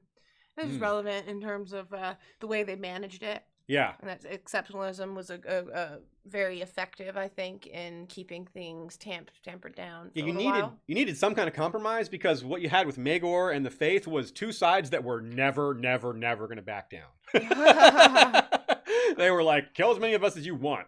We are not giving up our beliefs. And Maegor was like, I'm going to kill as many of you as I can. Yeah. I'm not stopping my multiple wife having ways, you know? Oh, man. So, yeah, I think that it was it's kind of like, on one hand, you don't want to have this concept in real life. You don't want like a race to be superior to others. It's kind of gross to think about in that life, but Targaryen, we don't have this in the real world. I mean, we have people claiming this in the real world, but we don't actually have. Yeah. We don't, you know, in my view, in your view, no race is superior to another. No. But in the real world, no race has disease resistance and bonding with dragons. Yeah. Like, I might consider them different if that really existed. Yeah.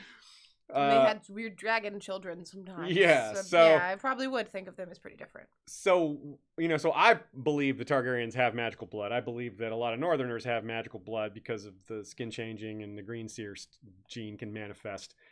But the reason this might be more relevant for Song of Ice and Fire is that, well, one thing, religion's coming back. We got the Faith, you know, coming back. So that's relevant to Maegor, because Cersei's kind of, you know, she has a little bit of Maegor in her, but she's the one who brought the Faith back. So in that, she's the opposite of him.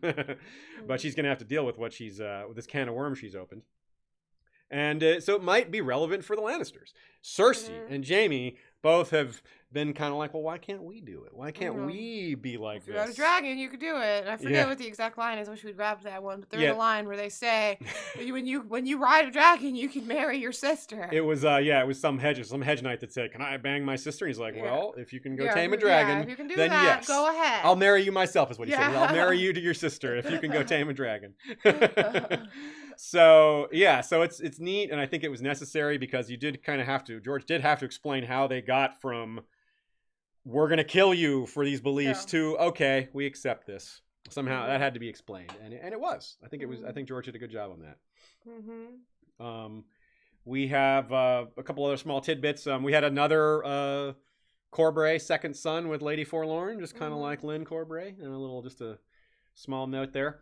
We have once something that I didn't catch before. It maybe came up in the World of Ice and Fire. I don't think so, but once Meraxes was killed in Dorne, there was a lot more, oh, hey, watch out, this is dangerous. There was a lot more caution about sending dragons into battle after that. It was cited several times as, hey, well, look what happened with Rhaenys and Meraxes, watch out. Yeah. Like, Rhaenyra never went into battle. Yeah.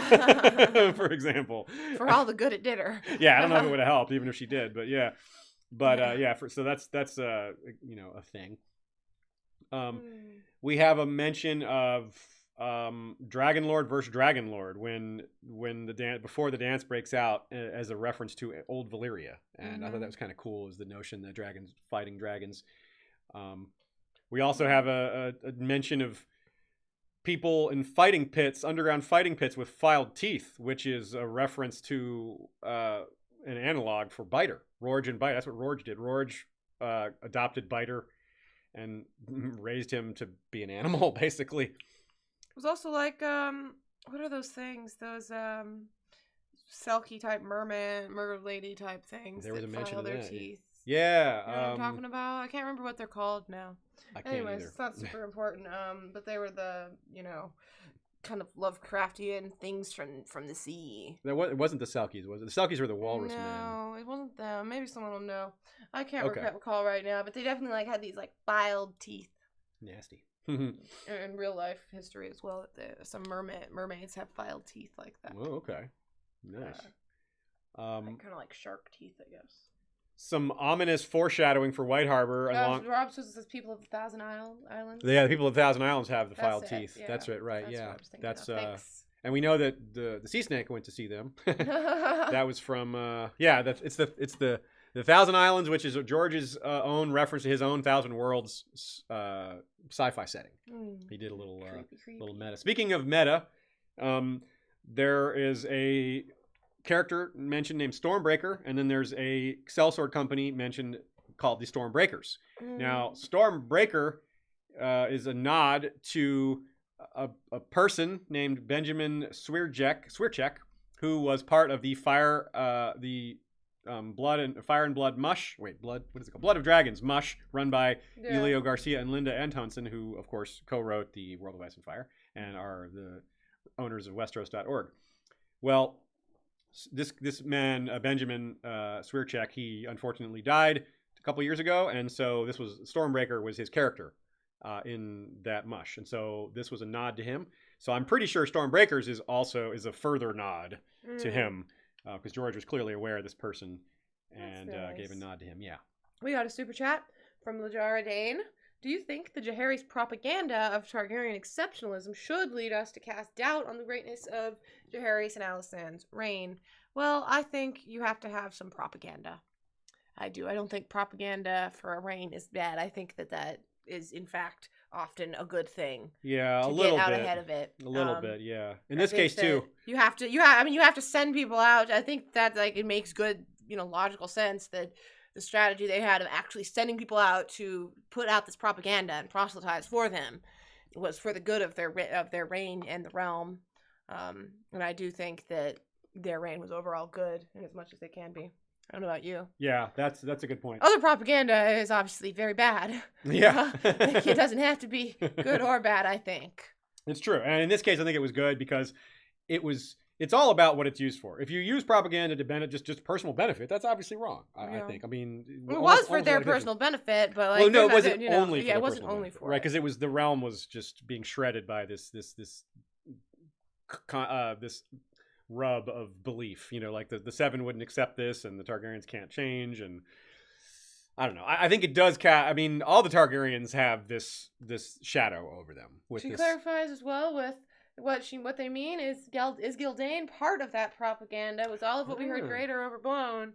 And I think that it probably was logged down that they did those things, and that it seems like I would guess that Gildayn is a fan of them, and he paints them in that good light. He really doesn't show them very negatively. Yeah, it's hard to look at Jaehaerys and Alysanne and say they were bad, and she's not saying that. She's just saying, is that a slight negative to an otherwise great... Or is Gildayn biased in helping to spread that? That's a good point. Gildayn was not a contemporary of theirs, so he's only working with sources that were before him.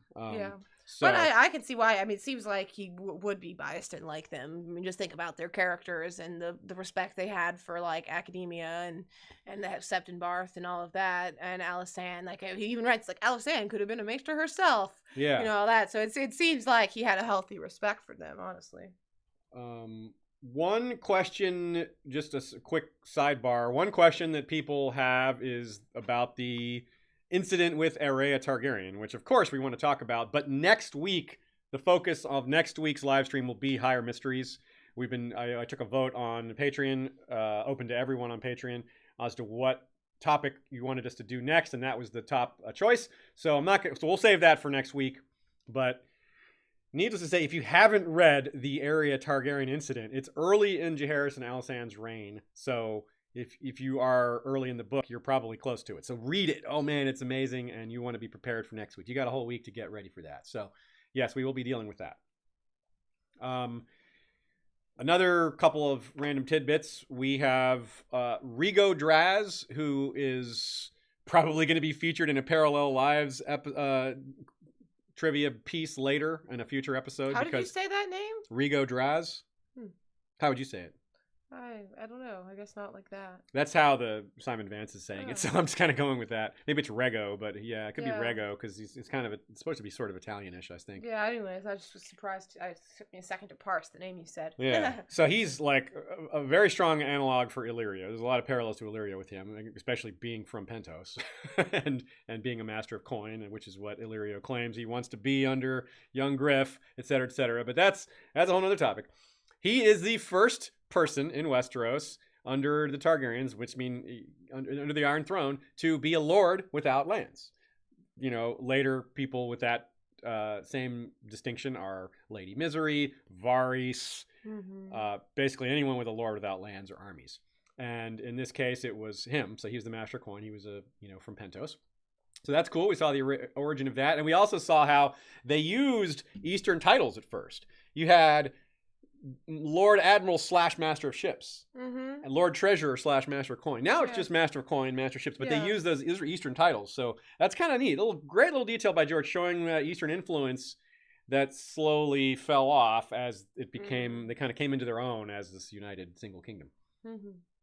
Rakonax here says, how will Targaryen fanboy Gildane present Robert and his little rebellion, which technically was Jon Arryn's rebellion? It's a funny idea. That is funny, yeah. It's kind of was. I don't know how much of a fanboy he can be at the point that he's writing about Aerys. Yeah. I don't know how much he can be like, it was wrong for them to depose this terrible, terrible, terrible man. Yeah, he was right to murder all those people without, you know. I'm curious how he handles it. I feel like he'll be pretty even-keeled, I suppose, with it. He might have been like, if only Rhaegar could have succeeded to the throne instead, or something. But I don't know. That's interesting. That is interesting. We have another... I wonder if Gildane's an anti-magic maester, or ambivalent towards magic maester, or what? It's a good Pro-magic? question. He doesn't seem too anti, because he seems to be... He quotes Barth frequently, and Barth talks about, you know, quite a bit of magical stuff. Yeah, exactly. He doesn't censor that. Probably ambivalent. Did we just get another one? Yeah, we did. I put it right Okay, there. so we have Stannis Baratheon with another super chat. Opinions on Nettles and the Burned Men confirmed. Yeah, I think that's a slam dunk. At this point, we are told in the World of Ice and Fire that there is a mysterious fire witch with a dragon in the Vale, and it seemed to be likely that was Sheepstealer, but in Fire and Blood, it flat out says that it's her. And really, it's hard to imagine who else it could have been, you know. I don't think if it was somebody, it was a total unknown. We didn't have any other candidates, so that's pretty locked down now. Obviously she almost certainly couldn't be alive, but the dragon probably isn't alive either. But there's a tiny chance. It seems pretty unlikely, but you never know. We get some scenes with the Sea Lord of Braavos and different tidbits through the Braavosi at different points throughout Fire and Blood. And one thing that's made clearer is that the Sea Lord just name drops the Faceless Men as a threat, which is really quite interesting. We knew that the Faceless Men and the Iron Bank probably had a relationship, and them being such powerful, long-standing institutions, obviously they have some connection to the ruler of the city. They can't just not have contact with each other at all. But just flat out having him name drop them as a threat was more than what we were used to. So basically, the long and short of that is that there seems to be a tighter connection showcased here, which might be setting us up for seeing those organizations operating more in concert in the Winds of Winter and possibly going forward. As we know, Stannis got paid by the Iron Bank, and the Iron Bank doesn't half-ass it. So if they're helping him, they also want to help bring down the regime that he's fighting against, because they want to get paid. And so that we might see some more movement in that area. So that'll be interesting. Okay. What else do we have here? Miscellaneous. I want to make sure I didn't miss anything up here. Migration? Oh, yeah. We talked about some migration. Yeah. There's multiple examples of migration from one realm to another, or one region to another. A really big one is Stormlanders, who were brought out of the Stormlands during the dance as part of, I believe it was Boros Baratheon's army. As they fought in the Stormlands, or fought in the Riverlands and in the Crownlands, a lot of them were like, hey, it's better here.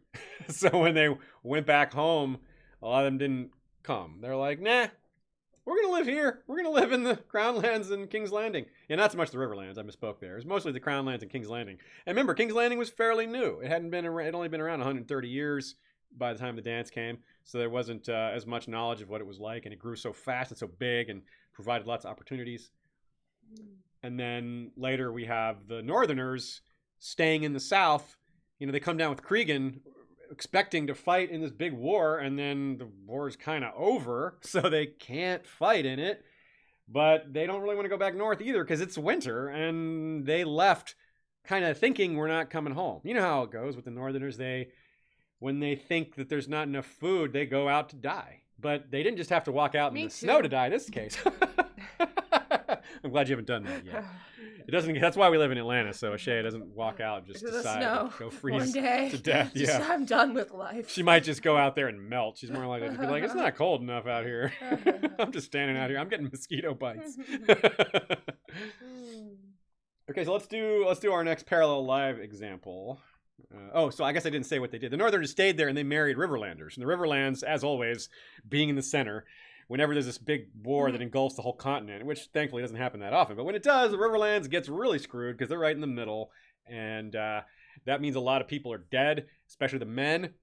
And so a lot of Northerners stayed in the Riverlands and took Riverlander wives, which provides some interesting background context to this fledgling, failed Northern Riverlands kingdom that Rob tried to forge. Yeah, so, there was a lot of history among there. So it gave them more shows of a... how the close connection that they had. Yeah, so I appreciate that. That gave them a little more reason to... They had plenty of reason. This wasn't necessary, but it was good. It was a good addition to the backstory. Okay, let's talk about some other new stuff. Let's do our next Parallel Lives example. Okay. I'm going to need... Well, actually, Shay, why don't you pull up one of those art pieces for a second while I go look up this other one, because I picked the wrong one. I want to take a second to share this image of Alyssa Farman with this Ravosi looking very creepy next to her, but she's just really, really just pleased that she scammed the hell out of some people and got a ship. We are in our spoilery section, but I won't give too much information, but she's a great con artist, and it was all worth it, I think, because she got a glorious ship and some cool piratey gear. So this is me killing some time with this image while Aziz looks this up. Yes, indeed. Anyways, I did really like her character, even though, like I said, she definitely did some shady things. But you got to do what you got to do. It's a man's world, and she found a way to get her ship. But no, I did love her. What are you looking at? A horse Westeros. If I can't, I'm trying to find my other. We have one here. I'll just do one of the other ones. Yeah, I'll just do that one later. Yes. I wanted to have for completion's sake, but we'll just do this one. Okay, so here we go. Yes. All right. So here's another Parallel Lives. This is also related to the reign of one of the early kings, as well as someone very familiar. Okay, so the clues are a queen, controversial marriage, from the west, not far from Rain, as in House Rain, drugged unbeknownst to her to prevent pregnancy, and told that it is a fertility potion.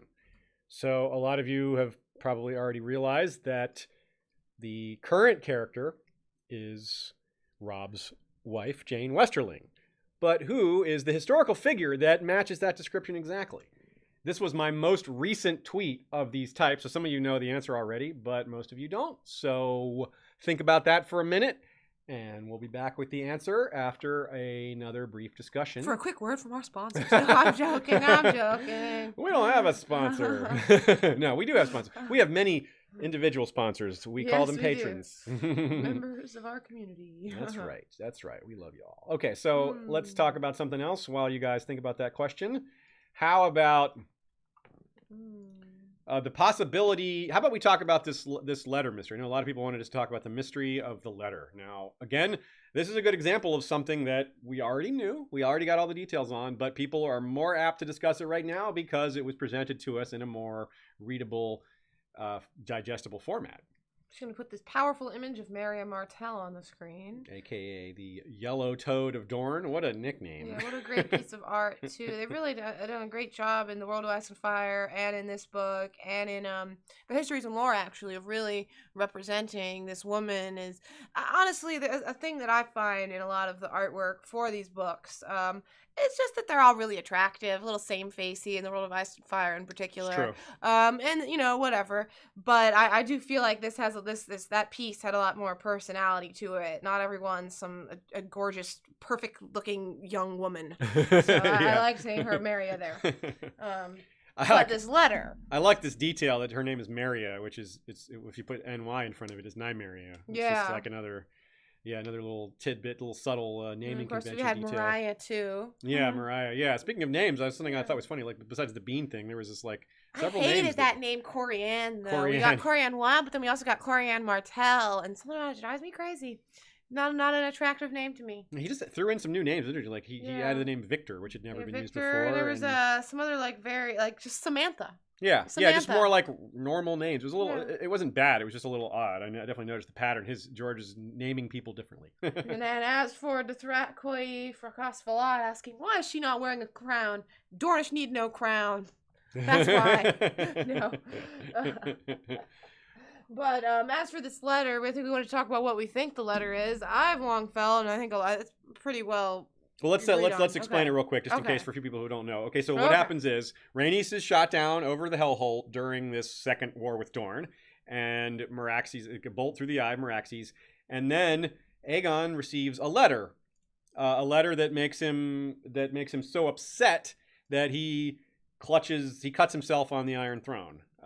And maybe that doesn't sound so weird because a lot of people cut themselves on the Iron Throne, but it's the only example we hear of Aegon doing it. He wasn't. He was a little more careful.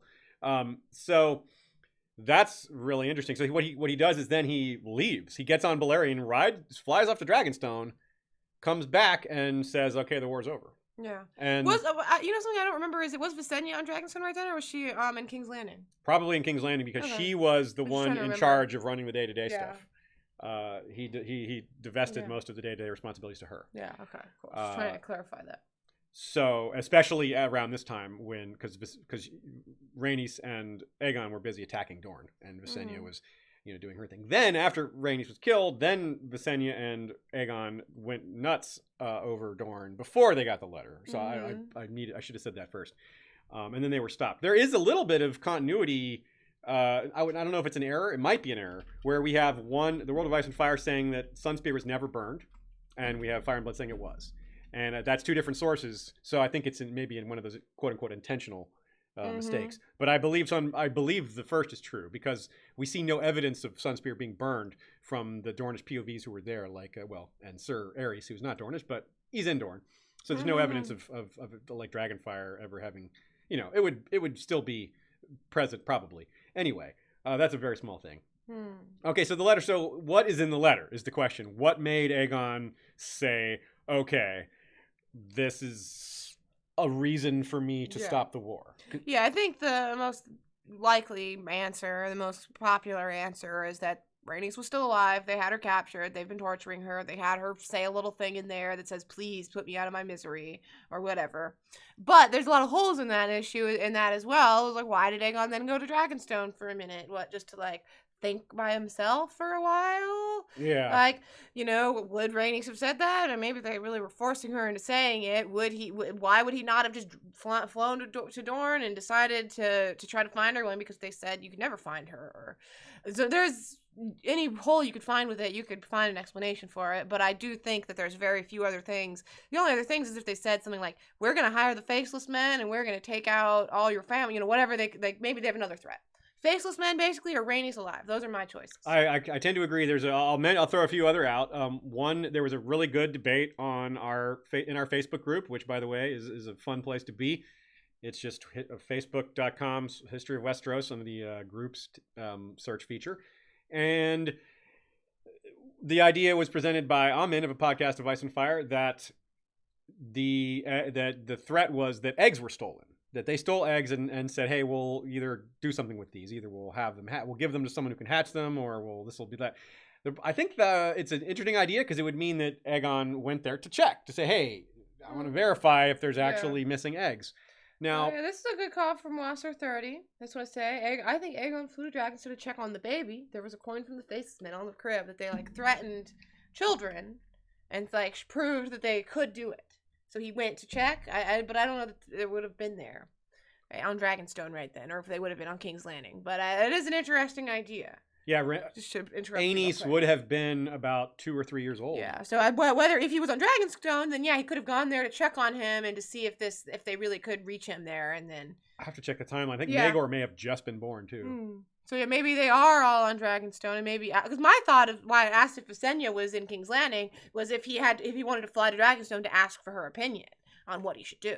Mm. Is why I had originally asked, but I also am not sure of if we know exactly where she is or where the two boys are. I would think they would both be at the Red Keep if You would Aegon think, was unless there. Maegor was just born and like Well, she wanted but to if give birth Visenya was on, in King's Landing, then Maegor would be there Yeah. too. That's what I'm saying, is that if Visenya is, I don't know that we know if Visenya is in King's Landing at that moment. She may have gone back to Dragonstone to give birth. That's a good point. Yeah. Okay. So yeah. So further investigation is warranted on that detail anyway. But yeah, I think that the problem with the stolen egg theory maybe is that it isn't necessarily enough reason to stop him I don't from think that's continuing big the war. enough. He was just like, "Nah, I'm coming for you, and I'm gonna take those eggs back." But no, threatening to kill your only children. Or his wife being still alive, or his wife being alive, yeah. Because the point was raised that he would do something if he could, because that was his beloved, and he's also a martial type, and they had already come down for revenge with with Visenya burning and him burning all the castles with the possible exception of Sunspear. So that's pretty big, and this is an interesting mystery. I'm not sure it's relevant to A Song of Ice and Fire, except it. If it has to do with egg hatching or faceless men, then it could have some, at least indirect relation to at least how the faceless men operate. The idea that a kingdom could pay to have a prince murdered, based on what we know about the faceless men, would be absurdly expensive, but doable, definitely doable. So not out of the question, just hella expensive. Okay, so another. One thing that was new in the Conquest that was really cool, only like a line or two, but it got me fired up because I'm already really excited about this possibility for the Winds of Winter, is that there's a mention of a battle between the Targaryen and Arryn fleets, which we had already heard about. But we didn't hear that in the World of Ice and Fire that the battle was so bloody that it brought hundreds of krakens to the surface. I was like, oh yeah, I was doing the hand wring like, yes, krakens, blood, which is maybe a little bit of foreshadowing or reference to the Forsaken chapter, or just in general. There's been a lot of kraken mentions out there, here and there. So we've got a couple different possibilities there. Okay, so let's resolve our parallel lives question. So some of you may have noticed the parallels there. The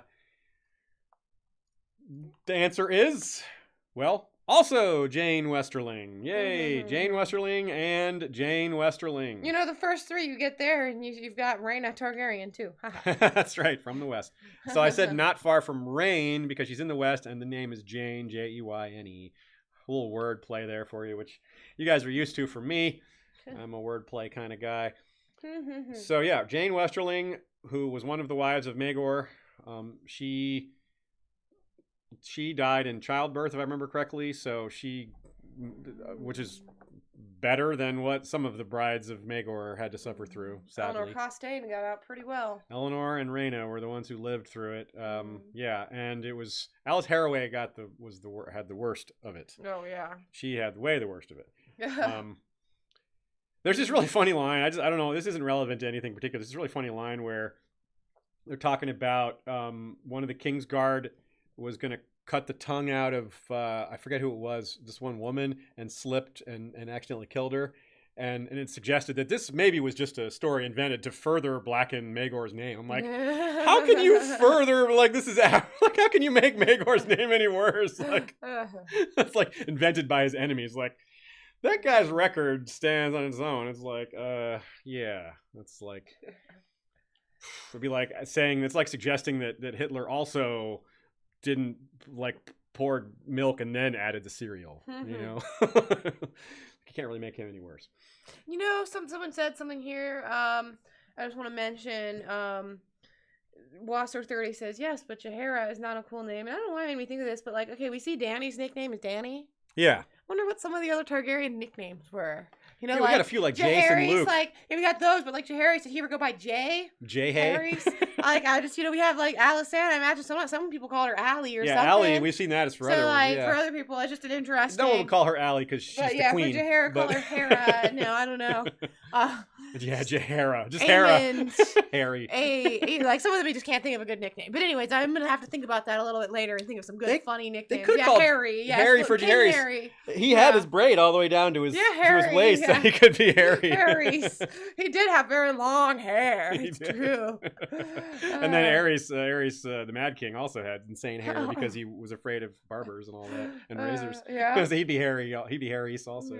Yeah. What do you call Rhaena? Just Ray? That'd be Ray also. King May. May. Just Gore. Gore. For sure. Gore Yeah, is for sure. It's he's Gore. like, yeah, Gore. He's like, yeah, that fits. He's like, Yes. yeah, I'm Gore. It's not May Gore. It's Will Gore. Yes. Definite Gore.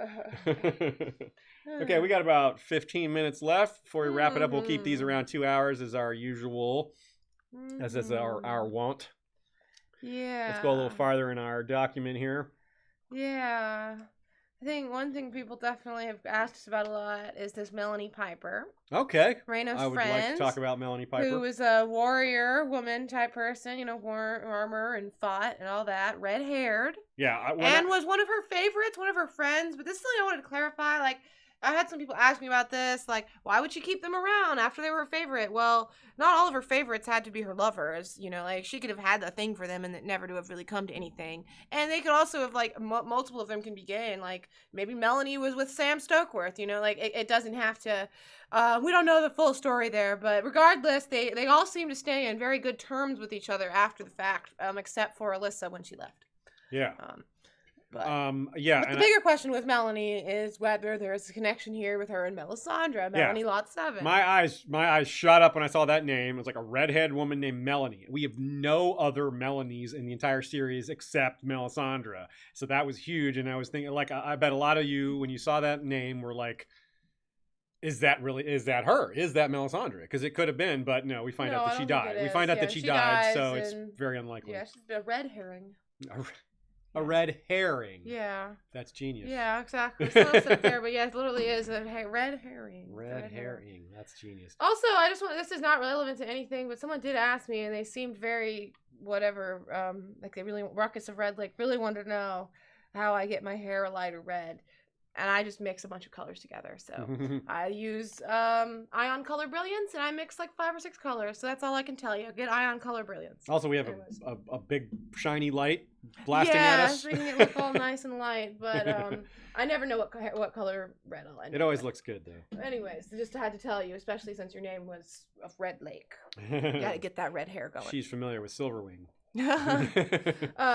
But no, I did, but yeah, otherwise, even beyond Melanie, whether it could be her or whether she died, it just doesn't seem like the type of character that Melisandre is, the warrior, and, Yeah. it just does, there's not a lot of comparisons other than the name. But it does tell us that, Melanie is a name in Westeros and in the Riverlands. Yep. So I think that's more relevant. This is a good example of one of the things that was new in Sons of the Dragon, because this was in the Sons of the Dragon portion, but it was not in the Sons of the Dragon novella. Same goes for a few extra descriptions of Dreamfire. We got a little more detail on what Dreamfire looked like. Mm-hmm. We also got note that Maegor's second wife was a Valyrian ceremony, which I don't think we knew that. Visenya married them.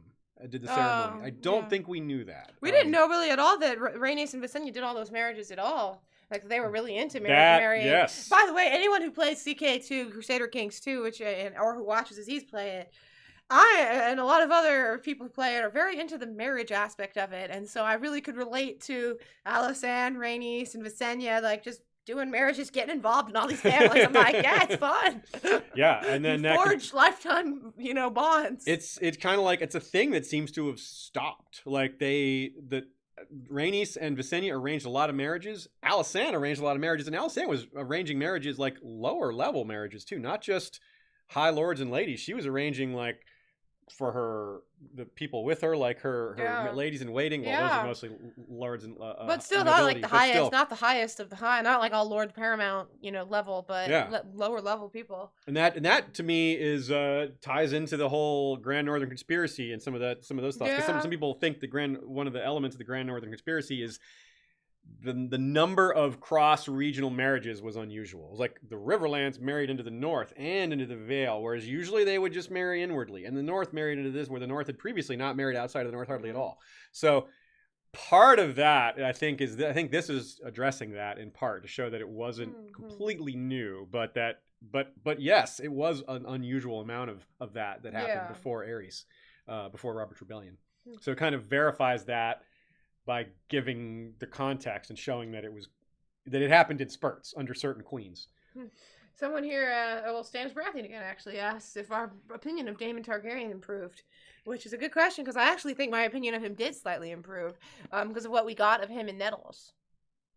What was different? What did we get new? We just didn't get a lot of his emotional reaction to Rhaenyra doing that and deciding to do that, and the relationship that him and Nettles had, which I still am not, it seems like it was sexual, but it also seems like it was kind of like a protective thing. I don't know. I felt like he got more depth added to him and that he was betrayed and felt like, well, what did he have left to do but go fight Aemond there because him and Nettles were, screwed. They couldn't make a life together, and that I think he actually cared about her. Yeah. That's what I got out of it. So I kind of did like him a little bit more. I'm still a big fan of Daemon, though. Yeah, he's certainly an interesting character because he's one of those guys that if you're really judging him from a moral perspective, he's terrible, but he's a really entertaining character. Mm-hmm. And he's definitely the kind of guy you want on your side. Mm-hmm. You do not want to be facing him, so he's interesting, I think, for sure. And like we said earlier, he is a very strong parallel for the Red Viper. We'll lay out the specifics. Speaking of parallels, I wanted to pose a question to everyone.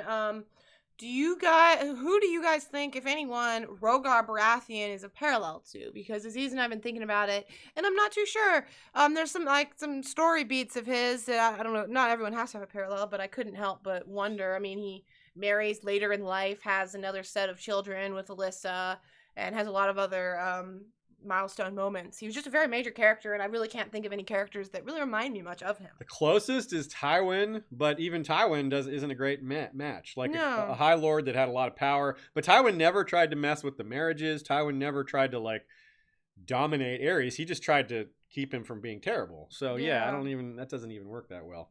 And like you said, there doesn't have to be a parallel, but usually there is, as we've found. If we go through the Targaryen family tree, there's a parallel for pretty much everyone. Yeah. With very few exceptions. So, but this might be a sort of an exception because he's not a Targaryen, but still. Stannis chimes in with Rhaegar as the man Robert Baratheon could have been. Of course, Stannis had to chime in here. Yeah, that's funny.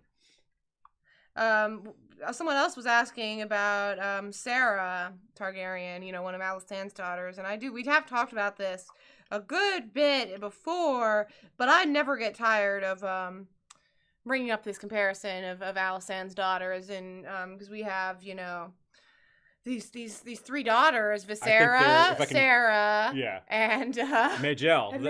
They're like the three-headed dragon of the Black Dragon conspiracy. Yes. Right? Yes. Okay, so literally Visera has Sarah spelled like Illyrio's Sarah. Right. And Sarah is just said like it. Sarah is said like it, and she ran the brothel. Yeah, in Lys. In Lys. Remember, Illyrio's Sarah he says he's supposedly found in a brothel. And then Maegelle died of the Great Plague. Yes, exactly. Which is what killed Illyrio's Sarah. So those three characters, their stories combined, are a direct parallel to Illyrio's Sarah, who is possibly probably the mother of young Griff, who is, of course, a hidden Blackfire, as is widely believed in the fandom and by both of us. Yeah. So that's just an interesting thing. But on the subject, though, of these, they talk about Sarah and how wild she was, and obviously she ended up just leaving and ruling Lys, basically, as we find out. she did quite well. But I really liked a lot of the other tales of like girlhood rebellion that they had in there.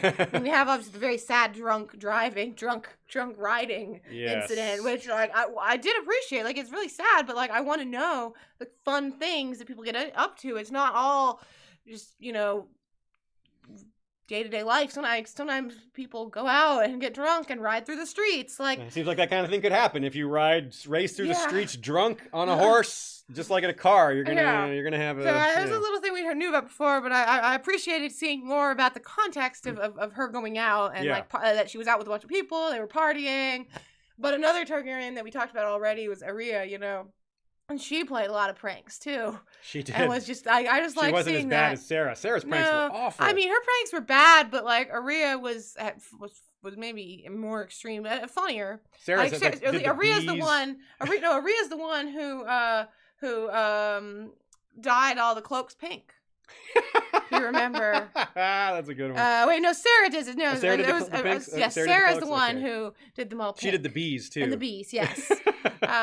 But we just see some few different wilds. Like Bela's pretty wild too herself, actually. Sarah's the cruel prankster. She Alyssa was pretty wild in her day too, and talking about riding. True. Like, I love to ride a dragon, and I can ride you.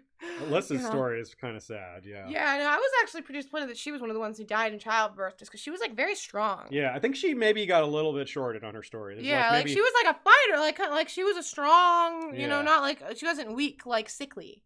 Yeah, I agree. But maybe she'll pop up somewhere elsewhere. A little more history could always come up. Okay, let's look for maybe one or two more questions, and then we'll call it a night. Yeah. And we're just scratching the surface on this book, folks. There's so much else for us to cover, as most of you probably know already. Next week, as I said, we're going to cover some higher mystery stuff. We're going to talk about dragon babies. We're going to talk about Arya and Balerion. We're going to talk about the possibility that Aegon the Conqueror was infertile, and that relates to magic because of Maegor. There may be a little black magic involved with Maegor and his not dying. We'll talk about related things to those characters as far as that goes. We'll talk about Alice Rivers, and I'm sure there's plenty of other things that I can't think of off the top of my head. So grab us one more question, why don't you? Hairless Oyster, who also wanted me to say their name. It's a very sexual sounding name to me. Do you see any comparisons between Larys the Clubfoot and Varys the Spider? I do too. Absolutely. How can you not? I mean, he's just everywhere all at once, and you never know exactly what side he's on for so long. Playing both sides. Yeah. He has kind of a physical affliction. An impediment of some sort. Yeah. You know? And the name, obviously, Larys Varys. I mean, there's like a, can't miss that. Yeah, that was not so subtle, I suppose, really, the name thing. Yeah, I'm not prepared to give like super detailed comparison between the two, but yes, it's and I like that's one of the things that we got more of. There's more of him in the dance. I'm trying to remember the exact things, but I feel like we got a little bit of Larry's kind of protecting younger folk, kind of like Varys. Well, and he protected he hid the king and protected him while he was recovering, which is a little similar to Varys' hiding Fagon, a little bit, you know, sort of. So that's it's something we'll have to discuss in further detail later. But yes, we definitely agree, and I think it goes beyond what we've said so far. There's more to it than Stannis Baratheon just killing it with the questions. He asked, "What in-world book would you want published?" That's a great question. The Jade Compendium is what comes to mind. Yeah, that would be a good Death one. of Obviously, Dragons. Yeah, you would want the Septon Barth book. Dragons. I would like to read A Caution for Young Girls. I want myself a sordid tale. No, maybe not my real answer, but I am very interested in that one. Yeah, it's on particular. the list. Maybe If I could get all the different like versions of it, you know, of A Caution for Young Girls, maybe. But I do like that one I mentioned earlier by Archmaester Avalon. The Women of the Aftermath book. I would be after the Dance of the Dragons. But no, I think I would go with a long spanning, like, Jade Compendium type thing. The biggest book I could get. the largest one. A ponderous tome. It wouldn't be so ponderous. Yeah. It would be awesome. We got a super chat here from Lajara Dane. It says, "Thank you, Ashea, for all the multitasking. Aziz, keep up the good work, too, as always. Y'all are a great team." Thank you. We appreciate it. Yeah, other people agreeing they want a smutty book, too. So, certainly we welcome feedback as we're entering this new weekly series. If you guys have suggestions for how we handle questions or how we handle the timeline, or just how we're handling just about anything, let us know. We're always open to suggestions. As anyone who's been following our show for a while knows that we like to mix it up and tweak things and try to see what works and don't get stuck doing the same thing every time. So let us know what y'all think. Yes, Get your questions ready. We will be having guests, and you will be a guest. We haven't asked you, but you will be a guest. We're I'm going to be telling having you now. guests. Yeah. Definitely, like we mentioned at the beginning of the episode, Lady Gwyn is lined up to be in it for sure, and we have a long list of people to invite, and many months before the next season to get all these guests on. That's right. We're going to be doing, like I said, we're going to be doing this at least until season 8, which is April. So that's quite a while. It's like more than 4 months, and we're going to be including, that's a lot of time for guests. Yeah, LML is going to be one of them. We'll have pretty much anyone we've had in the past is not unlikely to return, but we'll also be bringing in some new faces, people that we've guested with that we haven't brought on our show yet. Like Eliana and Chloe. I see Eliana there in the chat. Yeah, we'll definitely have Eliana on, no question. But no Chloe. You didn't address that. Like, no Chloe, no way. No. We'll definitely have Chloe also, but she's not in the chat, so she gets to come on second. Eliana gets to be first. Yeah, so pretty much if you have guests you want to see, definitely let us know. We can make that happen. Better if you leave them in the comments for this video rather than in the chat here, because the chat will disappear over time. Yeah, so although they do at least do chat replays now when you watch the video, but still, yes, we're not going to watch all the chat. We can't go back and look at all that. Eliana's are so offended. Yeah, I know. I had to call Aziz out for that. It wasn't me. Don't tell Chloe. It wasn't me, okay? Don't tell her. Tell her to only watch the first hour and 50 minutes of this. Tell her to stop before the last 10 minutes. Yeah, perfect. Okay, everybody. Valar reread us. Well, Valar read us in this case. Yeah, or Valar reread us. I'm on my second read. Or re-listen us. Aziz is not on his second read. He's on his whatever listen through. No, I'm on my second read and my third listen. That's what I'm saying. Oh, you're right. You're Sorry. not on your.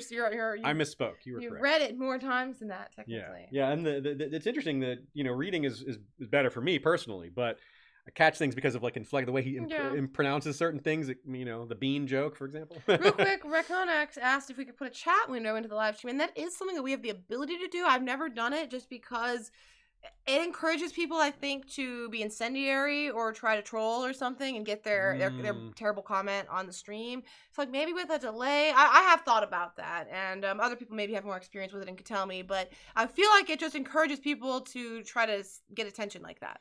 So anyways, that's my thought on that. You chime in if you have thoughts on that. Just wanted to bring that up because we've thought about it before. Yeah, that's a good point. Yeah, we have had, in last season during the TV show, we had someone go to great efforts to try to spoil people. Yeah, and during TV season, 100% we will not have it on the screen. But now it's a little more possible.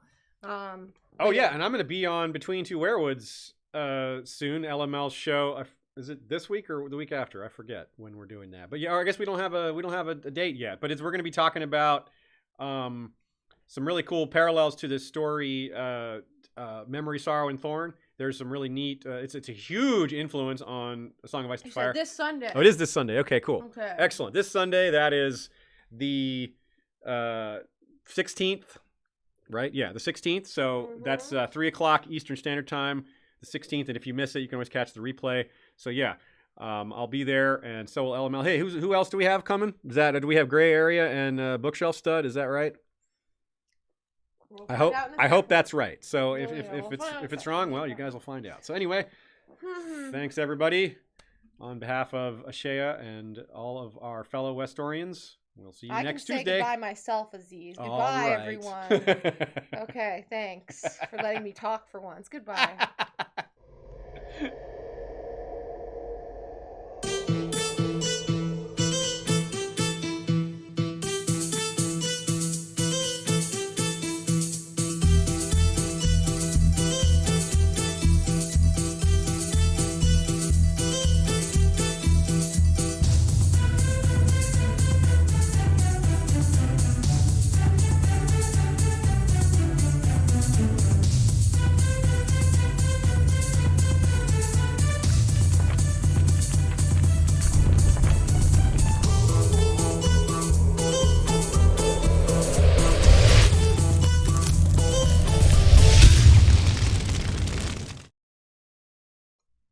And we're back with the Patreon credits. Yeah, I forgot the Patreon credits. So anyone who's still here. I caught it. Good. I've got your back, everyone.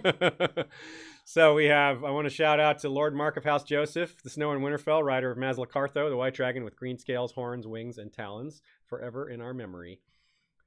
Peers of the realm include the mysterious BR, Hand of the King.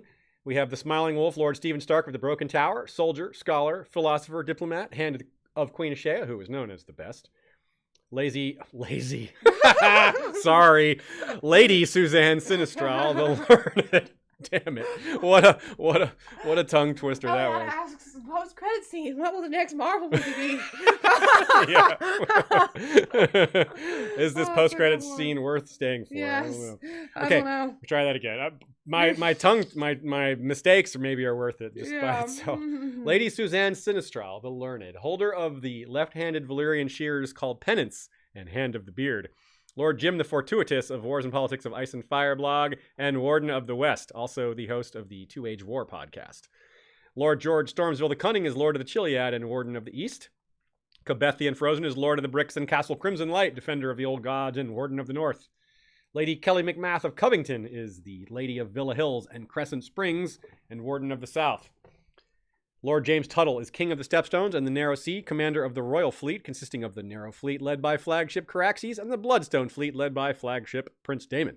Charlotte Oster is the Corsair Queen of the Western Shivering Sea, commander of the Briny Fleet, whose flagship is the barnacle-encrusted Violet-hulled Mercenaria. She carries the nacre-inlaid Shucking Blade Crass Lover. Our small council includes Lord James Inkblade, the Scholar Knight, Master of Whispers, Lord Robert Jacobs, Master of Coin, Lord Daniel, the Sneaky Russian, Master of Ships, Lord Benjen of House Hornwood, Master of Laws, and Grand Maester Via James. We have Lady Direliz of Castle Naki, the Alpha Patron. We have Lord Dan of the Red Mountains and Castle Great Bell, Breaker of the Second Stone. We have Ashea returning to the camera with Xerxes, the Blue-Eyed Kitty.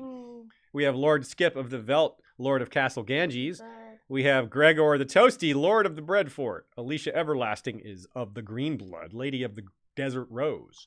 Lord Ryan is of Castle Stonegate, Guardian of the Rocky Mountain Pass. Lord Garin de Haviland is of Devil's Hand Keep. Ashlyn Winter is the Hawk's Eye, Lady of Castle Skyfall. Lady Mikkel of Moonacre is leader of the Werewood Protectorate Alliance. Lord of the Halls of Castle Hillcrest is the wielder of the Valyrian steel machete Everglazed. Lord Alistair Whitaker is Lord of the Dawnhold. Lord Bemmy Snugglebunny is guardian of the hidden 100-acre werewood, dual-wielding Glorious Morning, and Little Light Wise. Brian the Defender is Lord of the Spear Fort and the Freelands, Las Scion of Clan McCulloch, Strength and Courage. The Bastard of the Wolfswood is First Forester of the Old Gods, sworn to House Ironwerewood. Listen for the silence. Connor the Dungeon Master is Lord of Catamount Keep and guardian of the Smoky Mountain Pass. Lady Baelish is Dark Widow of Harrenhal. Lord Sidney Jesse is the Fallborn, Lord of Blue Spring. Nevessa the Twin-Hearted, a suspected skin changer, is holder of Castle Carahelm. Sir Valentin of House of Jen is creator of the Game of Predictions, free Game of Thrones predictions and futures market. Lady Leanna Kelly of Wolf Island is protectress of the Steelhold. Casey Stark is of House Acres. Lady Kay of House Archer is Lady of Earthdog Hall, huntress of the Wolfswood and guardian of Maddie Squirrel's Bane, the mighty Direweenie. Oh, wow. Our first sword is Jeff Gnarly the Long Snapper. Did I not do him at the beginning? I was supposed to. Oh well. I don't know if I did. I think I may have forgotten. Whoops, sorry Jeff. Get you next time. King's Justice Sir Troy the Steady is wielder of the Valyrian steel blade Fate. Oh, here's your Queen's High Council. Yes, Lady Mai Emerald Eyes, voice of House Swan, Mistress of Whisperers. Rebea Star Eyes, Lady of Waves and Mistress of Ships, Captain of the Iron Shadow Cat. In the shadows we bear our claws. He bears his claws too, Xerxes here. Grand Maester Elizabeth, middle daughter of Lyanna Mormont, First Lady to forge both the Silver and Valyrian Steel Link, and right now there's no Master of Coin or Master of Laws. It's a lawless land here. Our King's Guard has some open spots as well, but we have Sir Dolorous D, the longest tenured of our White Swords, Willa Crowsbane, Guardian of White Tree, First Lady of the Free Folk, and Sir Dean the White, Knight of the Black Star. And we also have the Queen's Guard. Yes, got distracted by my cute cat, sorry. Lord Captain Commander Hama Helmont, the Self-Sword Sentinel. Lady Nymeria of House Sea Purtle. Want to give us a purr, Xerxes? No? Okay. Alexander of House Atreides from the Seat of Dune. I must not fear. Fear is the mind killer. Becca the Bard, Songbird of the North. Michonne the Melodious, Star of Old Town. Minds over Masters. Ser Rambo, Knight of House Gannon, First Blood. And Sir Leon of House Walker, wielder of the twin Valyrian steel blades, Fire and Ice, and the Werewood Bow Rain. He is well equipped. Fire, Ice, and Rain. He is well equipped. The Beard Guard includes Lord Commander George the Golden, Sir Joshua Oakhart the White Oak, Lady Rita of the Coppermane, the Unbound, Dance the Fervor, Sir Jeff, Warden of the AC, wielder of Triad, the multifaceted beard of platinum, red, and brown, Stay Frosty, and Sir Tim Corgyle, Mad Boy of the Western Desert. Also want to give a shout out to Sir Terrence, Knight of the Cedars, who is our most prolific non-patron donator. Thank you very much, Sir Terrence.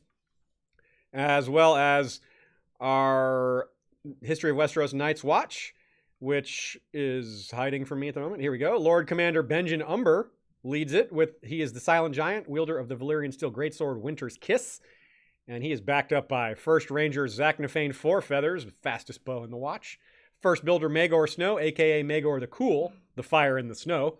And First Steward, Sir Jurion of the Torrentine, called Palewind. Last but not least. Okay, now, we're really done this time. And I'm going to have to get back in the habit of doing the Patreon credits at the end of every weekly episode. That's fun. Yeah, it's we're used to when we record separately, he can just record it instead of doing it live. I mean, we record the full episodes. We avoid my mistakes that way. Although I did pretty good, besides calling Suzanne lazy by accident.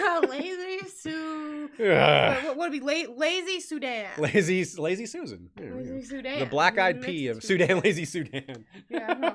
I'm sorry for that. Yeah. But yeah, we got a cat in there. I looked all around, and Xerxes was sleeping, and he was able to stay here for a minute. So now you know. We're good. Okay.